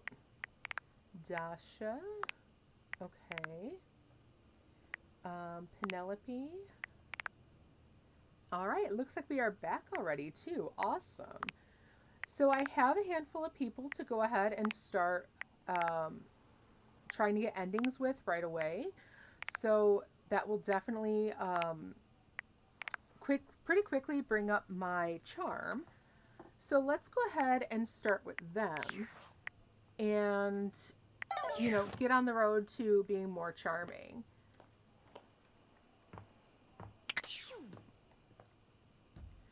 All right, head to bed.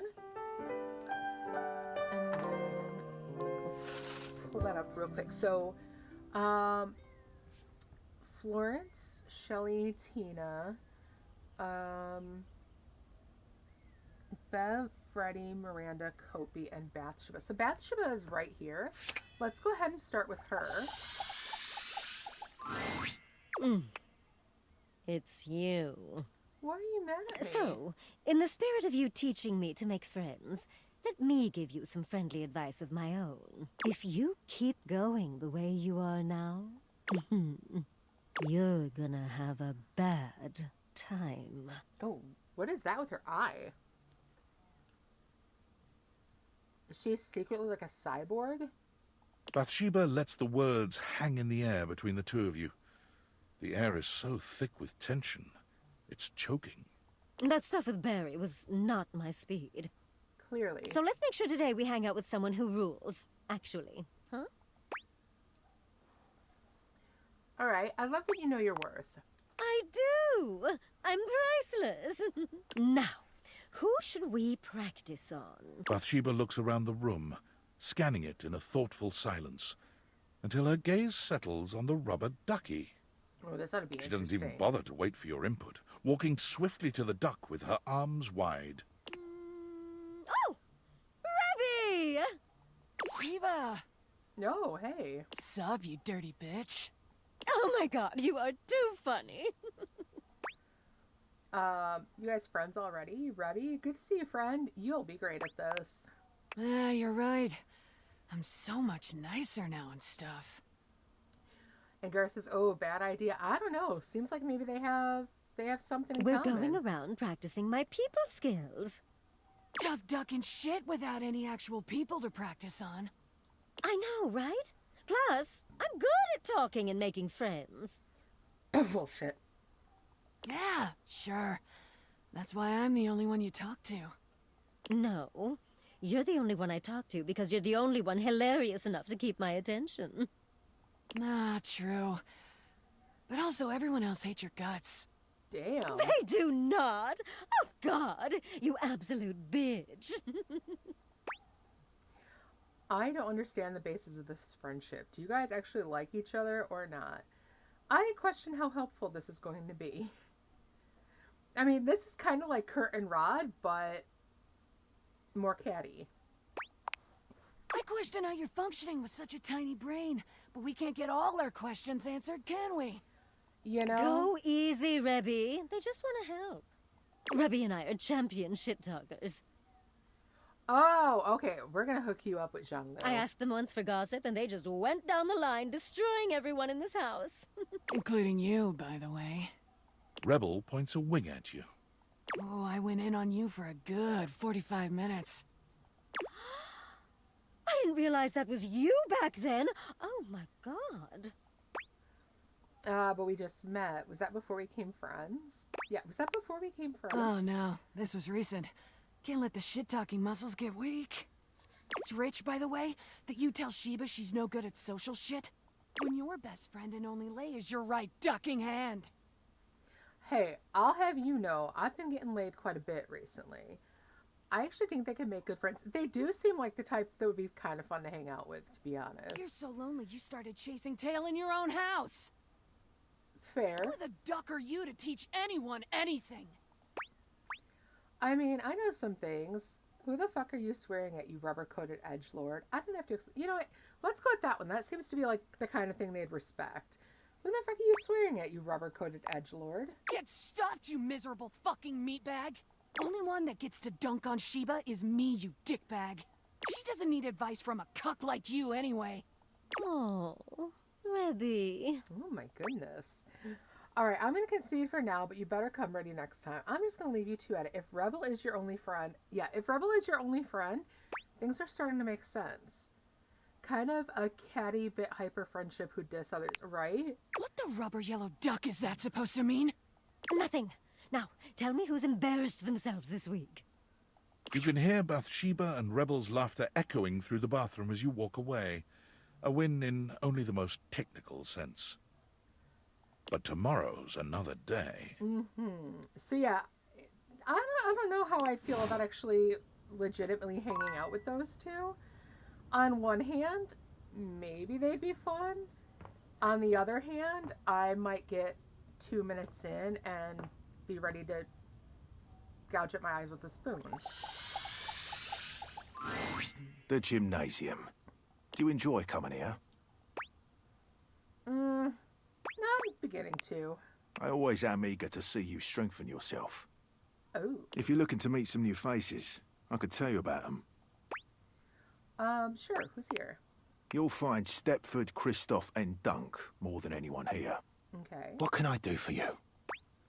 Let's see. Ooh, I've met them. And I am no help to you here, I reckon. Carry on. I just like hearing your voice, Dorian. What can I say?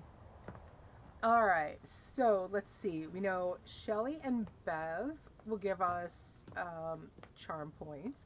So let's go ahead and start with Bev. Welcome back. Hi, any luck bringing in new customers? Not exactly. No. I guess buzzwords don't really work if no one knows what they mean. You'd think with all the time people spend on social media, they'd be better at reading. I guess not. Yeah, no. But let's not talk about that. Bringing down the mood won't help bring in people either. Anyway, what can I get you? Let's see what your mocktails are. Excellent! Always happy to serve customers that don't want to get drunk. They usually don't yell and hit on me as much. They also sometimes don't tip as much, though. Don't worry, I'm a good tipper. I know, right? Yeah, I mean, I've even noticed with myself, the less that I actually do more writing and reading and more time I spend online, I have to, like, stop and, like, make sure that I'm keeping those skills sharp because they're not, like, reading is not something that you really sharpen when you're just dicking around on social media. Oh, and also I have no customers. Anyway, which mocktail would you like? What do we have? A glass of water, a soda, or a virgin mojito? You know what? I need to get my water in here. Oh, I swear, those even are with just Google, delicious. So many different tangy So and don't we ask more spicy questions, flavors. right? Ooh. Coming right up. Beverly hands you your drink. But I've got to get my water in. Let's see. Thanks, Bev. No problem. It's not like I have anyone else to tend to right now. It is painfully obvious that I am no wordsmith. So maybe my ads need to be more visual. Good idea. We need something that makes the others feel like they have to come inside. What could it be? We only chose one word last time. Let's choose more. A cute mascot, a signature drink, or sign spinners. Lots of them. Let's try a signature drink. Oh. If this were a cartoon, I'd have a light bulb over my head right now. Right? A signature drink. Yes. Oh my gosh. Again, it's so obvious. I need a drink that is so superbly amazing, enticing, and can only be found here. All Why right. didn't I think of that before? Let's see. You've been focused on other things. That's right. Like ice cube size. Did you know that the bigger the ice cube, the more surface area it has, the slower it melts? I want to have the biggest ice cubes this side of the North Pole. Will you help me make it? Or at least Oh my gosh! Hi, Mobby. How are you? Thank you for the bits. Your weakness is pathetic. Oh my goodness! And you hit our bit goal too of 1,000 bits. Thank you so much. How are you? Welcome in. I haven't seen you for a while. So will I be her taste tester? Yeah, as long tasting, drinking, imbibing, I'm all for it. I'll try them all. Same here. All right. Doing good. Doing good. We've been playing Date Everything for a couple weeks now. Oh, I could have swore I was following you, Mommy. What? Honestly. You know, some of my things did get messed up, though, after we had that power issue a couple weeks ago. So, yeah. Thank you, JJ, for giving him a shout out. And it also, like I said, it made me notice that for some reason I wasn't following. If I swore I was, so who knows? All right, so same here with Bev. How have you been, Mobby? It's been a while since you've been in. In mixology, a good cocktail needs 4 attributes: strong, sweet, sour, and bitters. In theory, as long as we have at least these 4 things, we can mix and match all sorts of flavors to create a truly unique cocktail. Okay. You can also just have the strong and bitter part and stir a nice martini, but yeah, I feel like shaking something up using juice. Yeah, I'm not really a big drinker, so but martinis, ooh, I've never liked those. Eddie actually hit it right on when he gave a whiskey sour. Those are my favorites. All right, yeah, let's do this. Hey, that's the spirits. First, let's pick the strong liquor. Oh, what do you think? Give it a try. I did try setting that out. But you have to put the person's name afterwards, I think. I was trying to figure that one out.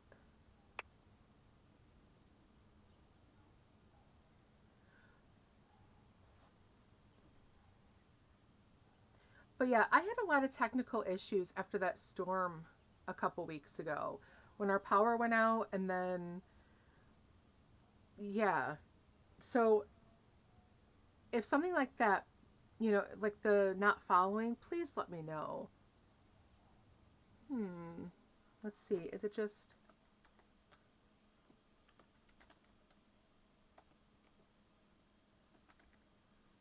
Is it... Okay, I'm gonna have to fix that or figure out what's going on.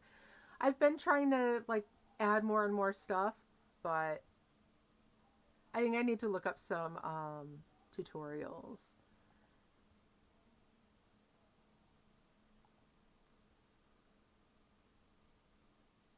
Yeah, thank you, JJ, for being on top of sending everyone shout outs too. All right, let's pick our liquor. What do we think? Vodka, rum, gin, or whiskey? TW is a tech issue emote. Ooh, all right, a tech issue emote. That's going to be cool. All right, let's start with whiskey. Yes, let's have all sorts of fun. Good choice. I'm going to put a little bit extra just in case. Now, we need a liqueur for the sweet portion. Stream elements is how I set up my shouty command. Okay, yeah, I think... Is that what I've been using? Let me take a quick peek while I'm here. I've been using stream elements. So, yeah, okay, that's what you did too. All right, let me take a look.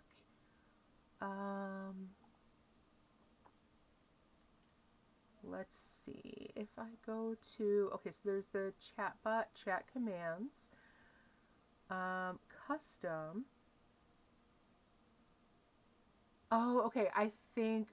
Okay, I didn't put a gap in between. So shout out doesn't let me add a space in there. Maybe that's what it is. Okay, so no. So it has to be done. Exclamation point SO. And then what does it say I need to put in there? It's just... Okay. Let's see if I do this.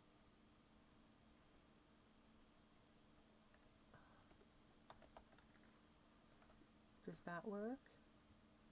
Okay. All right. I'm going to have to look at that later. I have...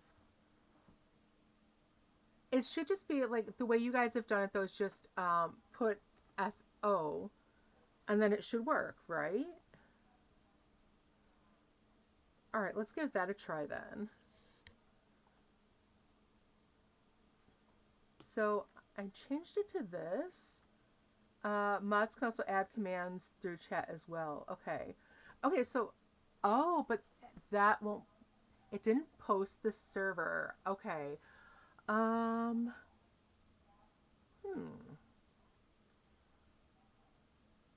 All right, I'll have to figure out why that won't put that in. Maybe because Stream Elements needs to be put in as a mod. Okay, let me take a quick peek at that. Moderation. Settings.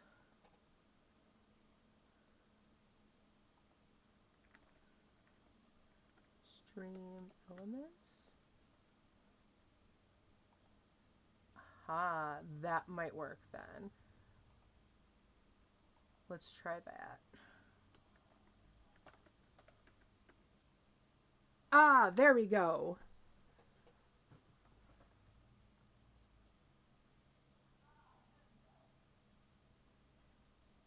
All right, so making stream elements a mod worked. Perfect.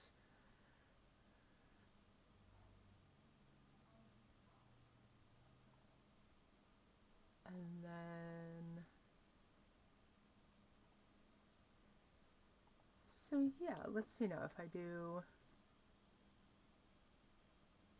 okay, I think,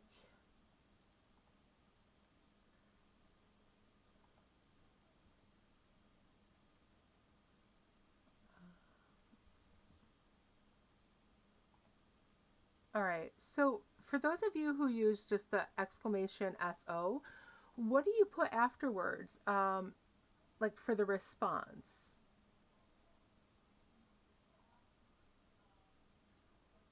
And I can fix that one real quick too.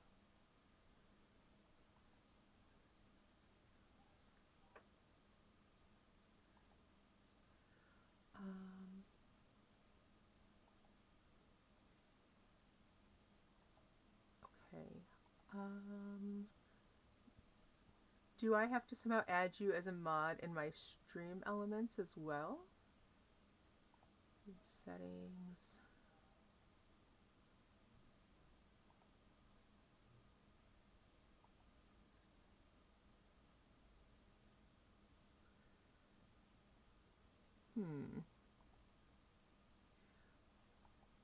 Okay. Okay, I've always seen shout out at name. Okay, let me, because that is what I had, but then I changed it. So let's see.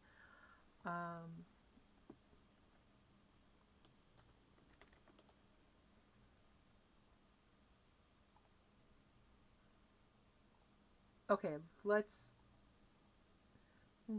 try that one then. So we did, oh,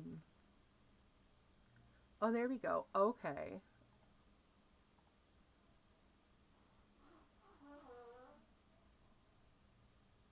So that actually came up that I can put his name in there, but I don't see the shout out popping up.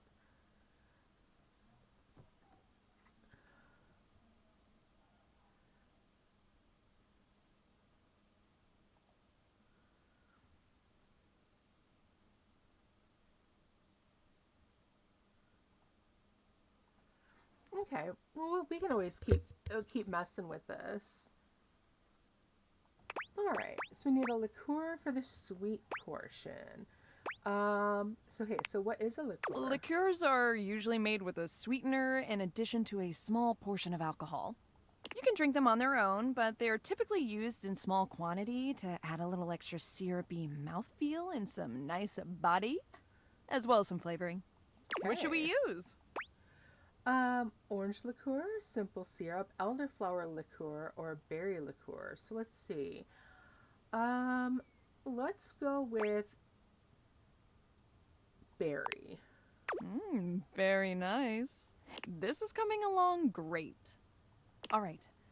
Now we need our something sour.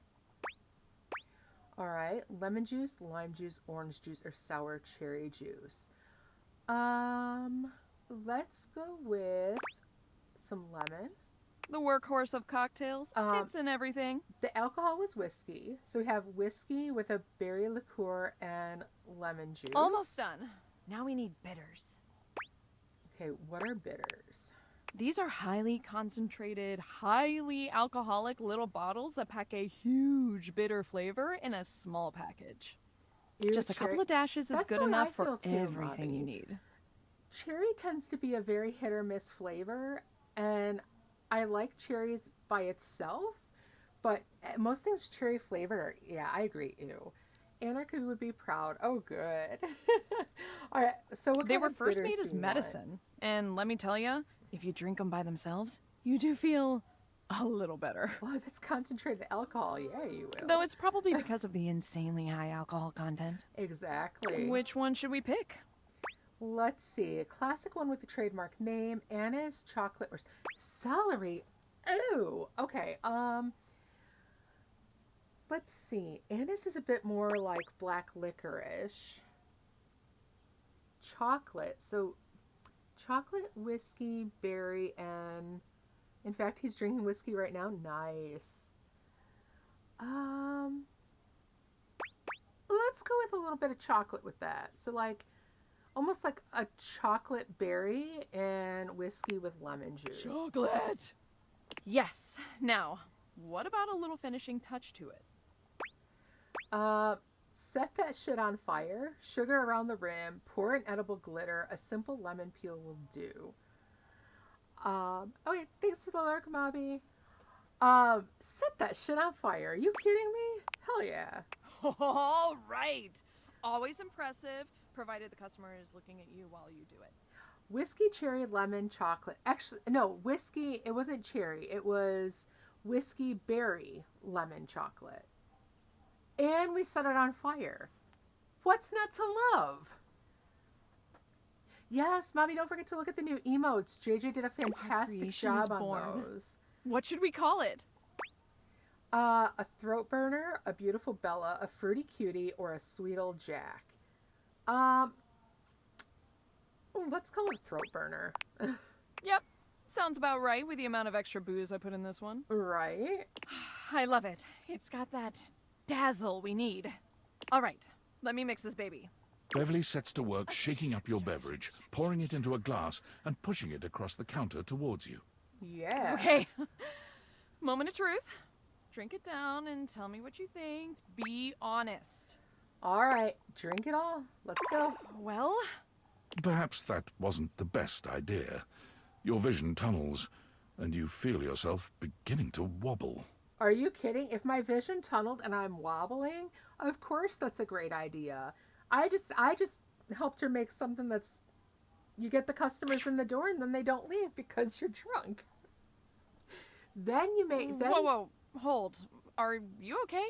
Then you get someone who's doing something like Uber, and you get something with them. So you get them drunk, the Uber takes them home because you never let anyone drink and drive.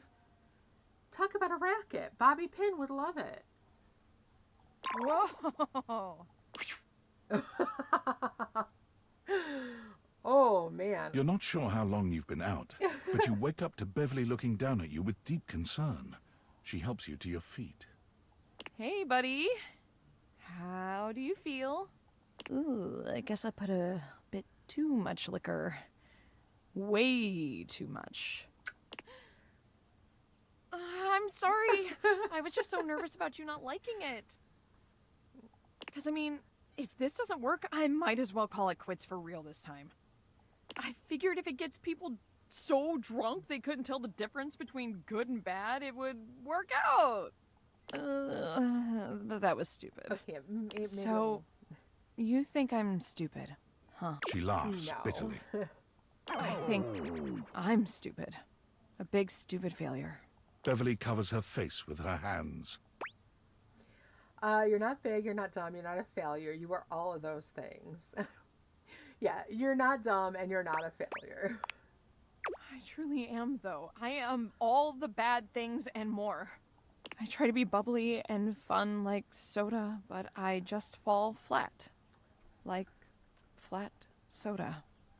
No one wants to be around me, ever.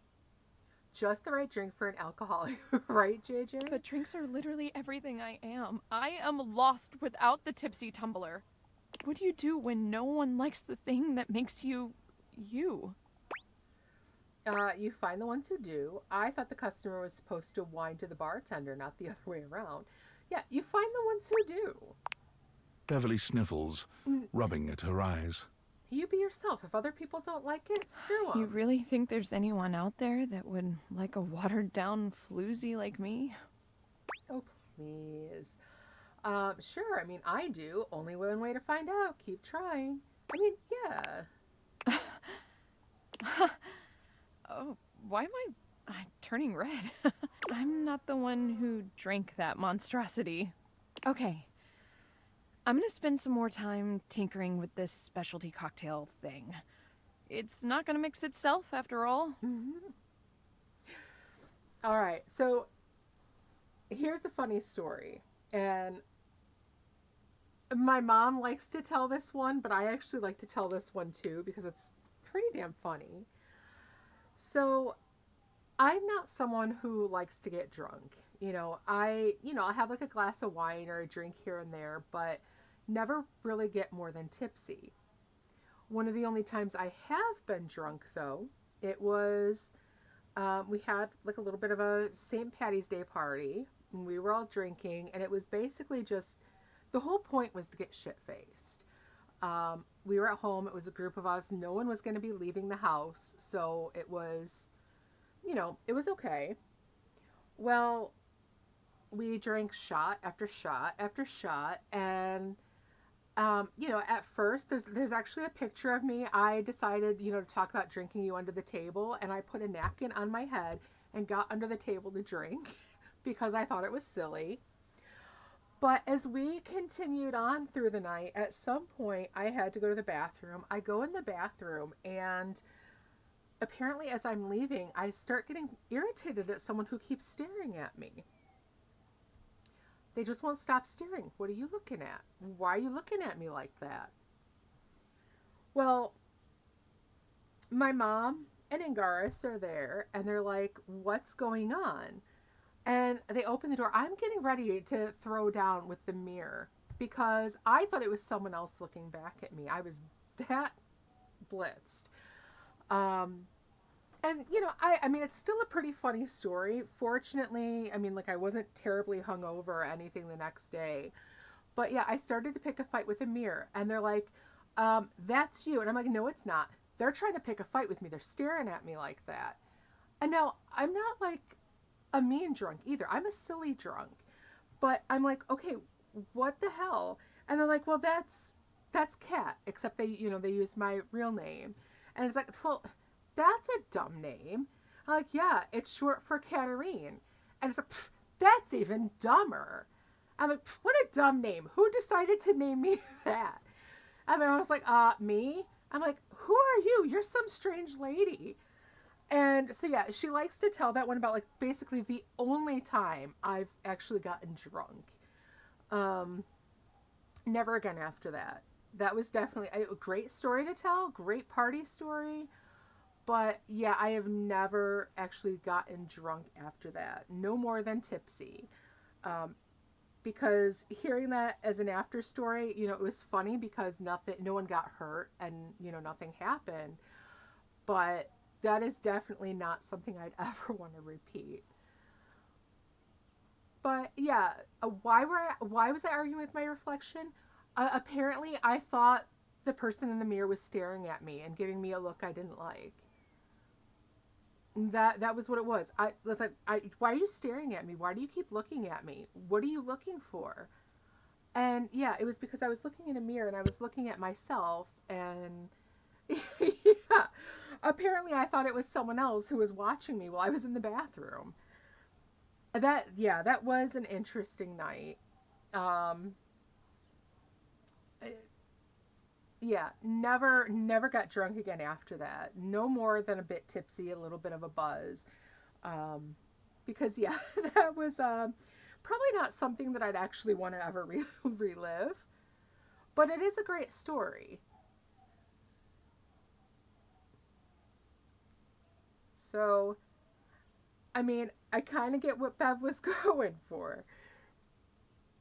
In the meantime, do you think you could do some word of mouth advertising for me? I'm sorry to ask, but you're kind of the only mouth that can help me. Please. This really, really might be my last shot. Okay. Definitely the other thing after that, though, is I cannot stand the taste of most hard liquors by themselves. I like mixed drinks just fine, but even a lot of times the smell of a really hard liquor will make me sick to my stomach. So I guess that's something that kind of good came out of that. But yeah. Cool kid, welcome back. You feeling hungry? Let me see what I've got. Oh, feeling hungry I am actually. Freezer burn. What is that smell? I don't know, but it smells awful. Ew. Oh, I'm so sorry. I don't know what's going on. The ice tray is clean. Water lines are clear. Wait, I know what it is. It looks like I left the door open. Do I even want to know what this is? What's wrong, Freddy? This is kind of embarrassing, but I think I'm holding something rotten. Never mind that night you were drinking. Yeah, we were. Well, like I said, the whole point was basically to get stupid drunk. Yeah, that's probably why. But yeah, I mean, that was kind of like a once in a lifetime kind of thing. I never did it again after that because it was just it was fun in the moment, but not fun to like be not in control of my own senses. So, you were not sober that night. I'm sorry, but you were not. You were probably a little bit more sober than the rest of us, but you were off your rocker too. Mom was basically our watchdog for the night. Oh, I have pictures. You were more than a little tipsy. To be honest with you, I'm kind of embarrassed. I can't believe I let something go bad on my watch. It's not cool at all. Of course, there is the time when we were just dating and you got suckered into a drinking contest. Oh, it's okay. We'll figure it out together. Yeah, we'll figure it out together. Really? Thank you so much. I think it's in the back and I can't reach. No one does. Right? Exactly. Now, he and I were only dating, maybe we weren't even quite a year at the time. And his friends convinced him they were like watching some kind of game and doing shots together. Oh, the Super Bowl? Yeah. He forgot he had a girlfriend. One of his friends called up and they're like, okay, Kat, don't be mad at me. You're going to try calling Angaris later tonight and he's not going to be able to answer. I'm like, what do you mean? Like, he's been drinking with us a bit. Now, Angaris isn't one who normally drinks either. Those are probably the only two times in, the 26 years we've known one another that he has actually really gotten drunk. Those are the only two times in all of our time together. And yeah, so he's like, okay, well, don't be mad. I'm like, well, let me talk to him. Let me see how he's doing. And they put him on the phone. And he's like, who's this? Kat? Who's that? Your girlfriend? I have a girlfriend? Yeah? Really? You're my girlfriend? Yeah. He's like, you sound so pretty. I'm like, that was very, very sweet. But also very, very silly. But yeah, 26 years together, and those are probably the only two times I've ever known him to be drunk, and the only time I've ever been drunk. Let me think what it could be. Cold snap. I bet it is the Thai food. Can you grab that? It's all stuck together. Ew. Ew. Is that sauce or slime? Oh, if we're Let not me smell. sure. No, if we're not sure, just throw it. Don't smell it. Oh no, that's slime. Yeah. Ew. 100% slime. Ew. 1000% slime. Toss it out. Toss it out. Yeah. Oh, I wonder if the cake is still any good. This cake is a fossil. Yeah. Yeah, we might want to pitch that one too. I'm sorry I couldn't keep it all fresh for you. It's all But good. I do want to thank you for helping me out here. That was my own fault. I left it that long. Of course, you did the best to keep things straight. Yeah, you did. I don't know, cool kid. Dude, I should have been You're cleaning being up. really awesome about all this. I appreciate it. But it's not your But fault. I've got to get to cleaning. That slime back there is going to take some scrubbing. Hey, you sure you don't want some company? Let me stay and help. Yeah, let me stay and help. I'd rather do this by myself, if you don't mind. But again, super cool of you to offer. Alrighty. It'll be faster together. For the first time since you've met him, Freddy looks angry. His voice is an intimidating roar. Listen, shithead! You get the fuck out of my way! Let me do this! He looks and sounds like the monster you might have thought him to be as a Yeti. It's disorienting, frankly. You've never seen Freddy be anything but friendly. What? Did I scare you into submission? Get yourself gone! Okay, going. Freddy falls back against the wall, one hand clutching his chest as he struggles to catch his breath. He seems to be waging some sort of internal battle. He is a shadow of the monster he just was. Quiet and small and shaken. Mm-hmm. That did turn, yes. Oh, I'm so sorry. Please, just go.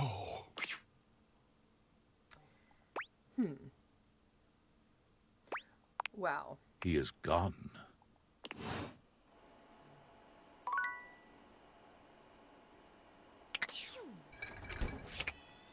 All right. Can't say I'm very happy with him right now. It's my favorite customer. Hi. What can I get for you today? Let's see. Let's go with a latte. Sure thing. One latte coming right up. Kopi gets to work, grinding and pouring and mixing with an impressive speed. And voila! One latte just for you. Hope you like it. Is there anything you'd like to know about the latte? Let's see. Why is it called a latte? Well, yeah, that's the did get Italian word for dark. milk. If you're in Italy, you have to order it as a cafe latte. My fridge has ice in the back. Otherwise, My goodness. they'll literally That- just give you a glass of milk. Oh, ice in the back. I thought you were like going on like yours is like Freddy. Yeah. I probably have to clean my fridge out. I mean, I don't have anything like rotting in there or anything like that. We do keep that well done. But I probably definitely could wipe everything down pretty well. Okay, that's awkward. Right? Right. I don't think my nerves could handle being handed a glass of milk like that. She shudders violently. We'll see you next time. All right, see you next time. Oh my gosh, if I made a mistake like that though, I would just, I'd be laughing at myself.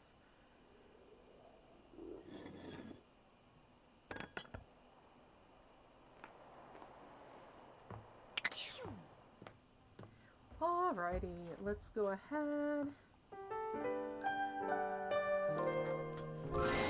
Nightmare looks both pleasant and horrifying tonight. A strange mix of the way you once knew her and the way she's grown to look to you now. Okay. Hello, my dear. Hello. You're not going to scare me again, are you? No. Not yet, anyway. Okay. I did some thinking, and I had a little realization. I thought I was losing my touch. That I couldn't scare you now that you knew me better. I'd go buy some cookies and then come back, right? Fear of the unknown is cured by knowing, after all. True. But then I put it all together. Familiarity brings a whole new sort of fear to the table. That's After also all, true. when you have something to lose. When you think you know someone. Oh, it makes me shiver just to think of it. When you have something to lose, what are you saying? You think you know me? Yeah, when you have something to lose? Oh, Nightmare's formless cheeks manage a cute flush. Somehow. it's been fun getting to know you lately. And if I can be a little bold, you're cute when you're scared, you know? The way your body trembles. The frenzied beat of your panicked heart. Sometimes I scare you just to hear you scream. I thought you knowing me was the beginning of the end. But maybe it's the beginning of... A relationship? Yes, to be precise. I want to be with you. I like you. Like, really like you. I just want to scare you forever. I like you too. Hearing you say it back, it's a little scary. I'll gladly let you scare me. But I love scary things.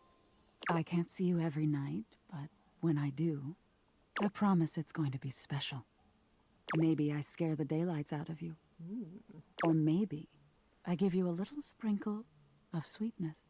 You never know what you're going to get. But when it's done, just before you wake, it'll be just me and you. Oh, I like the sound of that. Oh, of course we gotta kiss her. Not sure where we're gonna kiss her because she has so many mouths, but... As you draw closer to Nightmare, she grows more nervous. Realizing Nightmare is going to be interesting. Yes. Yes, definitely. She seems to read your intent well enough, bending down to meet you despite her clear nervousness. Kissing her is strange and wonderful. You can't make out a pair of human lips, but somewhere in the darkness your lips find her, and she lets out a sigh that warms you and sends a slight shiver down your spine. You keep that up, and you're going to turn this into a very different sort of dream. Damn right I am. But that's for another night. I won't scare you tonight. I just want to enjoy my time with you. But no promises for next time. Can I hold you? I should probably hold you. But come here. You feel Nightmare's presence all around you. She can't exactly hold you in her arms, but you feel something cool and warm and sweet and sharp all over your skin. It feels like you're in some sort of supernatural cocoon, surrounded by care with a strange undercurrent of something not quite right. It feels wonderful. All right, so we have love with Nightmare. This feeling. It's somewhat frightening. All right. Let's see. What went up with that one? Oh, my poise went up. Okay, so she's poise. I definitely still have those who are here for charm. We do need to boost those ones. So let's see. Let's head downstairs. Or actually, I do want to talk to the other Dorians real quick. Let's go ahead and talk to this one. Now you've done it. Done what? You're thinking of getting involved with some of the biggest miscreants round here. In the electrical closet? What's the problem? It's the breaker box. The seediest bar attracts the type, if you know what I mean. Don't stay out too late in this general vicinity. I'm warning you. I'm here to protect, to keep the bad ones out and the good ones in. But with this particular locale, I feel like I'm keeping the bad ones safely away from everyone else. All right, interesting. Alrighty, let's go ahead. We have Shelly in here. Let's definitely go talk to Shelly. Shelley is pacing when you come upon her. When she spots you, she startles. Hey, hey, hey! She bounds over to you, arms wide open for a hug. embrace her, of course. Shelley's embrace is absolutely crushing, but it's not just her raw power that makes you feel smothered. There's a desperation in her grip that makes you feel like you've entered a place you can never escape. Oh my gosh. The hug seems to last an eternity, Shelley's fingers sinking into your soft skin with a bruising force. She releases you eventually, but you're certain you'll be sore later. All right, you're really gonna love this. Okay. I stayed up all night thinking about how to explain what I go through in terms you'd easily understand. I borrowed a bunch of weights from Dunk to show you. He was so excited to help me, he practically threw them at me. If I wasn't as strong and positive as I am, my feelings might have been real hurt. It's fine though, he just wanted to help. Uh-huh, okay. Do people throw things at you a lot? I really respect your constant positivity. He definitely just wanted you to leave. Yeah. Do people throw things at you a lot? All the time, actually. Ooh. It's probably because I'm so good at staying on the wall, even under pressure. But a weaker shelf than me might start to wonder, you know what I mean? All right, so here's what we're gonna do. I got this yoga mat right here. If you don't mind, get on your hands and knees. Ooh, okay, bossy. Wow, hot. Hey, I'm glad you think so, but that's not the point, I promise. Okay. Shelley waits patiently for you to lower yourself to the ground, or about as patiently as she can manage. You humor her, settling on your hands and knees on the yoga mat Shelley has brought for you. Okay, great, excellent. Now the weights. One by one, Shelley begins to carefully arrange weights across your back. They're heavy and precariously placed. One wrong move would send them tumbling to the floor. All right, how you feeling? Let's see. Stupid, scared shitless, or a little nervous? A little nervous. Only a little? You should be feeling scared. It's a lot of pressure to hold things up. But wait, there's more. Ooh, okay. Shelley grabs a hold of the yoga mat with both hands, jerking it suddenly from side to side. The effect is not unlike a mini earthquake. It's all you can do to hold on to the yoga mat, your knuckles turning white with the effort. How do we feel now? Stressed, scared, angry, stressed? Bingo! Imagine having to hold stuff up and you don't even have the proper foundation. Day in and day out, you gotta cling to a wall, not knowing whether today is the day you fall. Shelley taps her forehead, switching swiftly from stress to a knowing smirk. That's why I gotta be so positive all the time. Positivity won't keep stuff from falling, but it will help my fingers dig just that much harder into the drywall. Okay, can I get up now? Wow, what can't positivity achieve? You must be really strong. Yeah. Heck, I am. But positivity is the real reason I'm so strong. Okay, time to reset. Shelley frantically clears the weights from your back, helping you stand up again. Thanks for seeing things from my perspective. Nobody else ever wants to listen long enough to get what I'm talking about. It's always, not now, Shelley, and please stop yelling at me, Shelley, and please leave before I have you escorted out, Shelley. Aw. They can't treat you like that. I'm gonna tell I gotta them take these stop. back to Dunk now before he needs them again. But it was real nice talking shelf with you. Catch you on the flip side, my pal. All right, so maybe I think we need to, do a little something like help support her a bit better. All right, so we talked to her. Let's go talk to, let's see, we have Miranda. Okay, I want to talk to Bev again. We definitely have to talk to her. And then Miranda is our toaster, so we can talk to her as well. Let's talk to Bev. Hey. Any luck spreading the word about the tipsy tumbler? Okay, not yet. No one has come in yet, but that's normal, so... She sighs. I haven't had any luck with the specialty cocktail either. Do you know who might help? Other than my flyers, I'm out of ideas. Oh my god, look at the shelves. Oh, But did somebody maybe change someone with those? some social media know-how can help us? Maybe Phoenicia? Ugh, but she's always so busy. She'll never help me out. So, let's get back to work, I guess. Oh All right, boy. We'll definitely talk to Phoenicia. You want a for drink? her. Yeah. What do you want? Let's go with the cocktail. Excellent. So, what'll it be?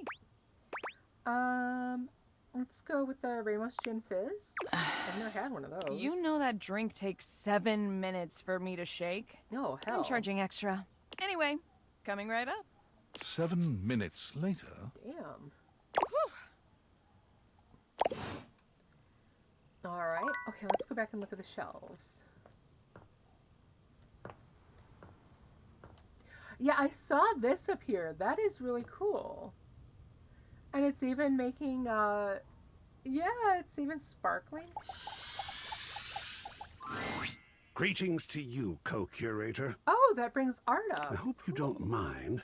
I installed this piece on my own. I just couldn't resist it. Jerry is the artist, our very own. Oh, he's so talented. My heart soars. My knees weaken.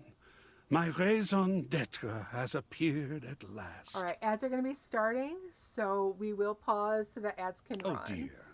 Tell me you're not wearing that fantastic red shirt and hoping it's going to count as artistic expression. Because it does! Ooh. Tell me, have you come for a stroll through the senses? A stern daddying? Perhaps a gentle caress? Your wish shall be my only mission. Ooh.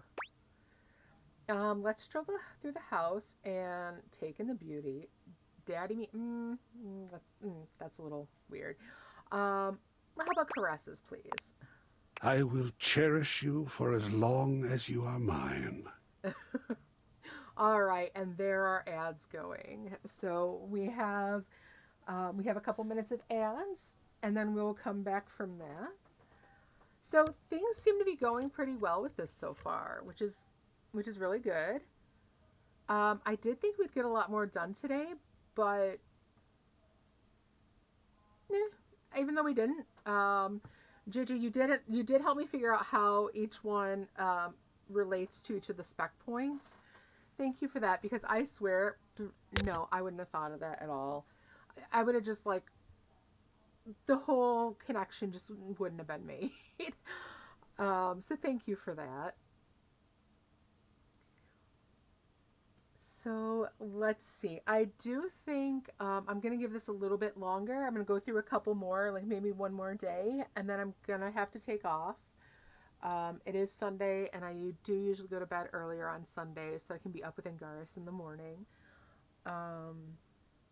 And it is about dinner time for us too. So, but yeah, we'll go ahead. We'll go through at least one more day. See if maybe we can get an ending. Let's see. Maybe we can. We'll definitely talk to Kopi. We'll talk to Freddy again too. Yes, carried for sure.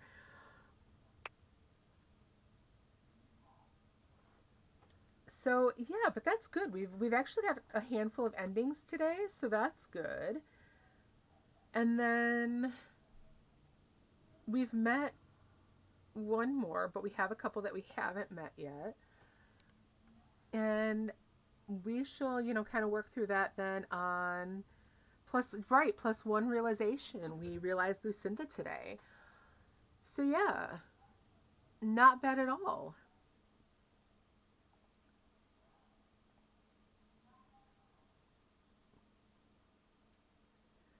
So let's take a look. All right. And we've got 10 more seconds, so we'll wait for them to finish up, and then we will get back into it. Let's see. All right, there we are. So Art is going to cherish us Now, forever. Shall we? A snuggle with some fine art is worth more than gold. You leave feeling full of wonder and warmth. All right. And let's go ahead then. We'll talk to...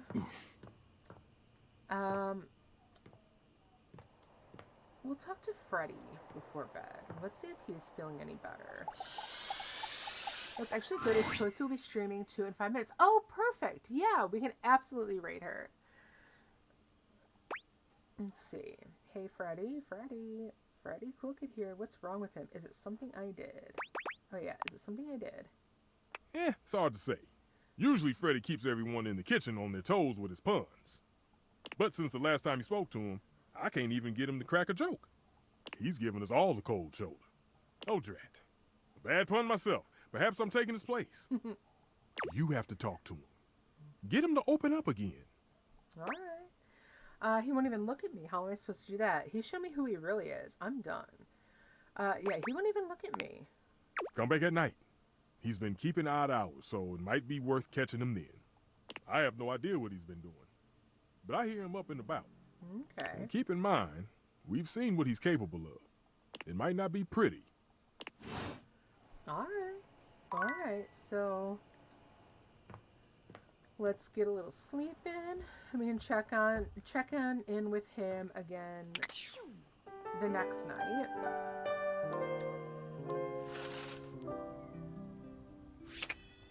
First, we can talk to Tina. She is one who can give us charm points. Silence greets you. Tina must be out. Oh. Hello, Tina. Her journal, which is not a diary, is still on the table where she left it the last time. This might be your chance to find out a little more about her. Then again, it is a little invasive, isn't it? It's almost like she was goading you into reading it. Could it be a trap? Could it be a trap? Might be. Read the diary. Don't read the diary. Pretend to read it. Because we're not actually going to, because that would be rude. But if she's setting a trap, let's pretend. You put on a big show of flipping through the pages and saying things that make it sound like you're reading. I see. Wow, fascinating. You're rewarded with a sneaky-sounding giggle from somewhere nearby. Now that you know you have an audience, you could switch things up a bit. Oh, really? Make fun of the contents in the diary. Pretend to be moved to tears. Keep up the intrigue. You see no need to change things up now. You continue making thoughtful sounds, nodding and saying, I understand now, every now and again. Despite your incredible performance, Tina, or whoever is giggling nearby, never emerges. You decide that's probably enough for now and wander off to do something else. Oh, okay. Interesting.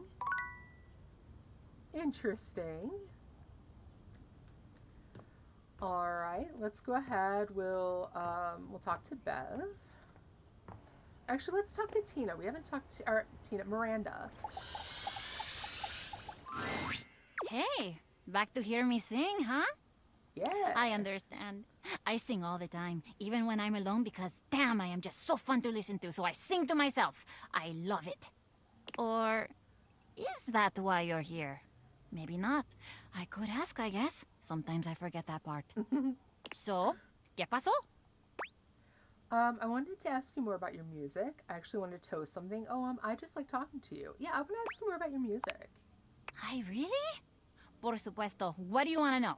I'm an open toaster on this stuff. I could talk about it forever. No. Stefan. For the love of all things brave, stop this nonsense. Oh my god, why are they yelling? I yell because I care. I know. Why? Why do you keep doing this? I don't know how many times I'm gonna have to tell you to leave me alone before you get the picture. Sorry, what's happening? Damn, I wish I had some popcorn right now, right? What's happening? You continue to break my heart.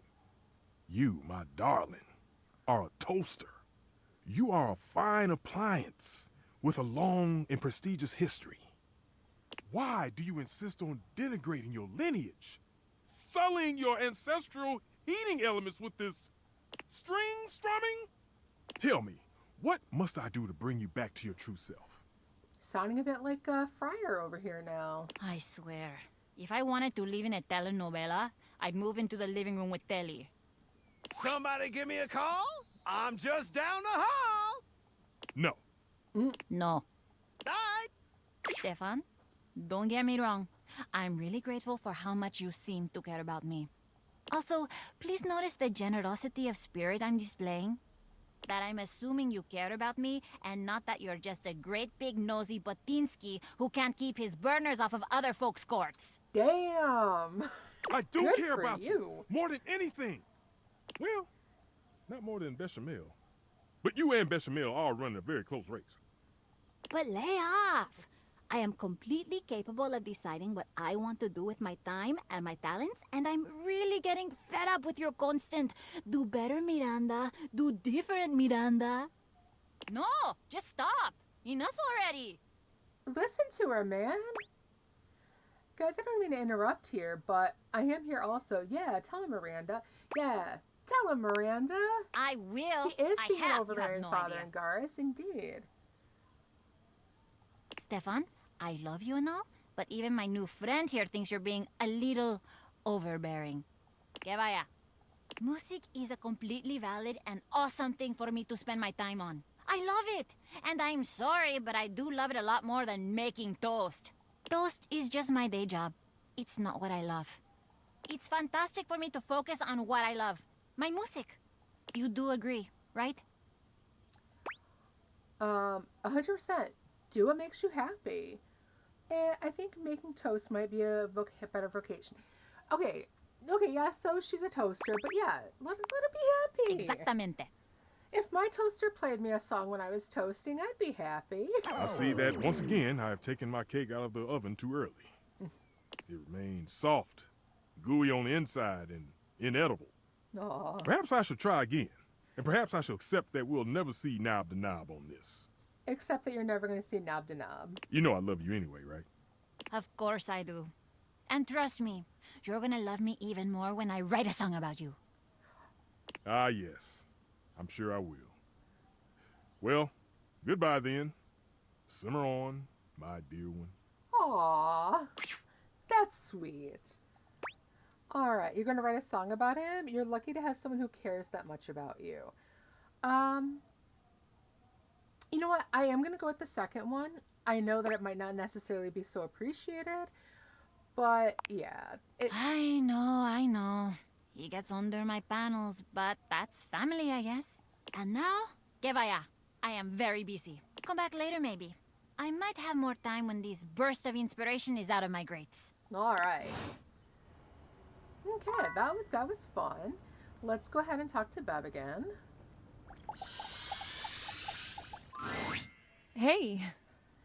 Any luck spreading the word about the tipsy tumbler?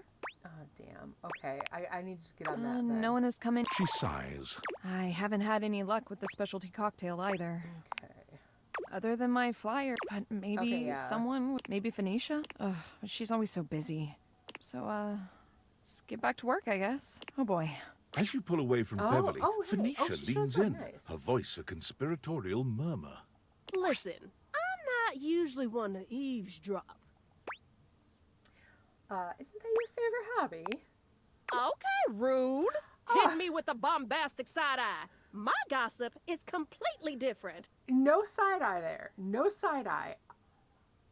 I was appreciating it. Your girl's got standards, okay? If it gets posted online, it's fair game. It becomes like a public domain or whatever. Absolutely fair.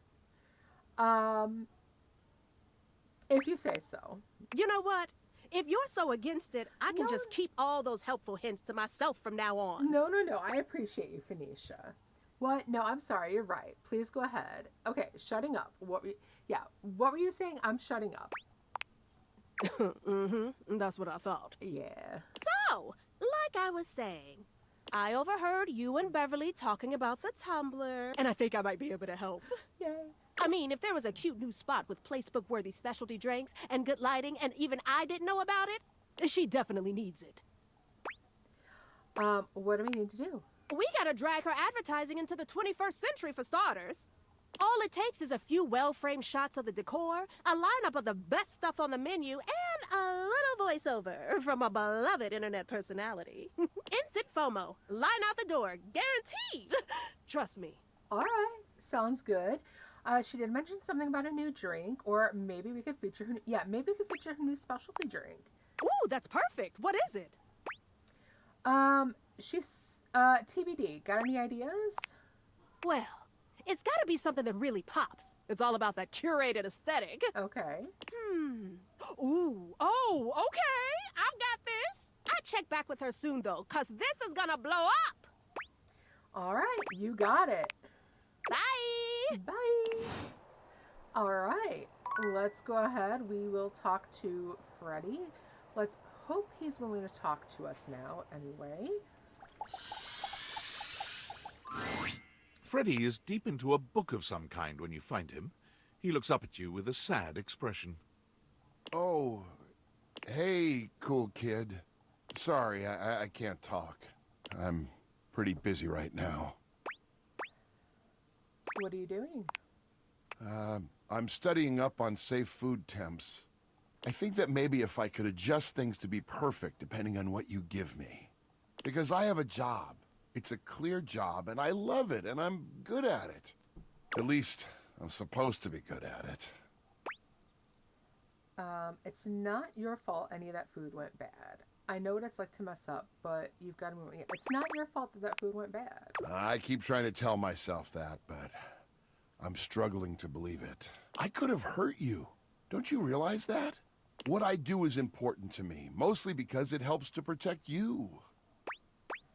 Oh, that's incredibly sweet of you. You really are the nicest fridge I've ever met. Okay, that's incredibly sweet. There you go, being good about it. You're sweet yourself. You want to talk about that outburst you had, or can we go back to the way things were? Let's talk about that outburst. Oh, that. Yeah, that. You might not guess, but I've, really struggled with keeping my cool for a lot of my existence. I've been told it's just the monster in me, but I don't believe that. I know I'm big and strong and that my teeth can be intimidating, but I never wanted to be defined by those things. Is that why you crack jokes? Or so the happy demeanor is a cover-up? Is that why you crack jokes? Exactly. You cracked the code, cool kid. I make it a point to stay happy and keep things as cool as I can. That doesn't always work out, obviously. Okay. When was the last time you were that mad, if you don't mind sharing? Or I'll admit, it was pretty scary. Let's ask him when the last time he was that mad. You know, it's been so long since anyone asked me about my past. It was when I was just coming off the factory floor. You might think I'm this fantastic fridge, but I'm actually the smallest model of my line. But you're huge. Oh, thanks, but I'm the runt of the litter. Damn. The Yeti family was made to run big, but I got teased by my siblings for my size. They told me that I'd fail in no time, that I was made to fail. At first, I let it slide down my back. I knew what I was capable of. Through testing, I did everything I could. I made all the ice I could make. Temp control, steady. Smart screen, crystal clear. By all official measurements, I was a top-of-the-line Yeti. Those things didn't matter. Every day I would get teased. They would call me names. And one day, I just had it. I got so mad, I blew a cooling line. Ooh. They called me defective after that. Oh no, I'm so sorry. It's all right. I'm lucky that I was able to get repaired. I thought for sure I was going to be made into scrap. So, when the food went bad and I felt like I couldn't do my job, I broke. It took me back to that place. I lost my chill, cool kid, and I'm sorry that you had to see it. But that's part of me too. It's something I work to control, and I don't like most people to experience it. My anger wasn't pointed at you. I promise. Okay, thank you for trusting me with that story, or you shared a lot. I'm really proud of you. I think he would appreciate maybe the trust more. Nobody knows it but you. You know what? It feels great to open up like this a little. Good. It's a part of me I've tried to hide for so long. But to be seen and still have you come back? That means a lot, cool kid. You know what? You're the type of human that I've needed by my side. You're understanding, kind, super duper, duper cool. And you love food as much as I do. I'm sorry I got so mad. This Yeti is embarrassed. I would love to continue to have you in my heart. So, let's keep it real, yeah? I'd like that as friends, or that sounds nice as lovers. I think in this case, let's keep that as friends. Oh, you know it. You should get some sleep. I've kept you up late enough. All right. I'm gonna get some shut-eye myself. Okay. I'll see you in my dreams. We'll have ice cream there. Sounds good to me. Oh, yeah. Ooh. Ice cream. Ice cream, ice cream. All right. So we are You are the friends coolest with of cool Freddy. kids. And then that should give us some more charm points. Awesome. We are up to 31 in charm. Beautiful. I know we do have one more, but we do have another friend streaming. So let's go ahead and we will end off with things here. Let me go ahead and start that raid over to Toasty Sybaris. And there we go. There's our raid button. Let's go ahead and there she is. She's been streaming for about 10 minutes already. Ooh, playing Okami HD. This looks like fun. All right, yeah, make sure you go over and make sure to give her a follow. Stick around to see what she's playing. All right, let's go ahead and start that raid. And I will see you all on Tuesday at 2 p.m. See you then, guys. Love you. Bye-bye.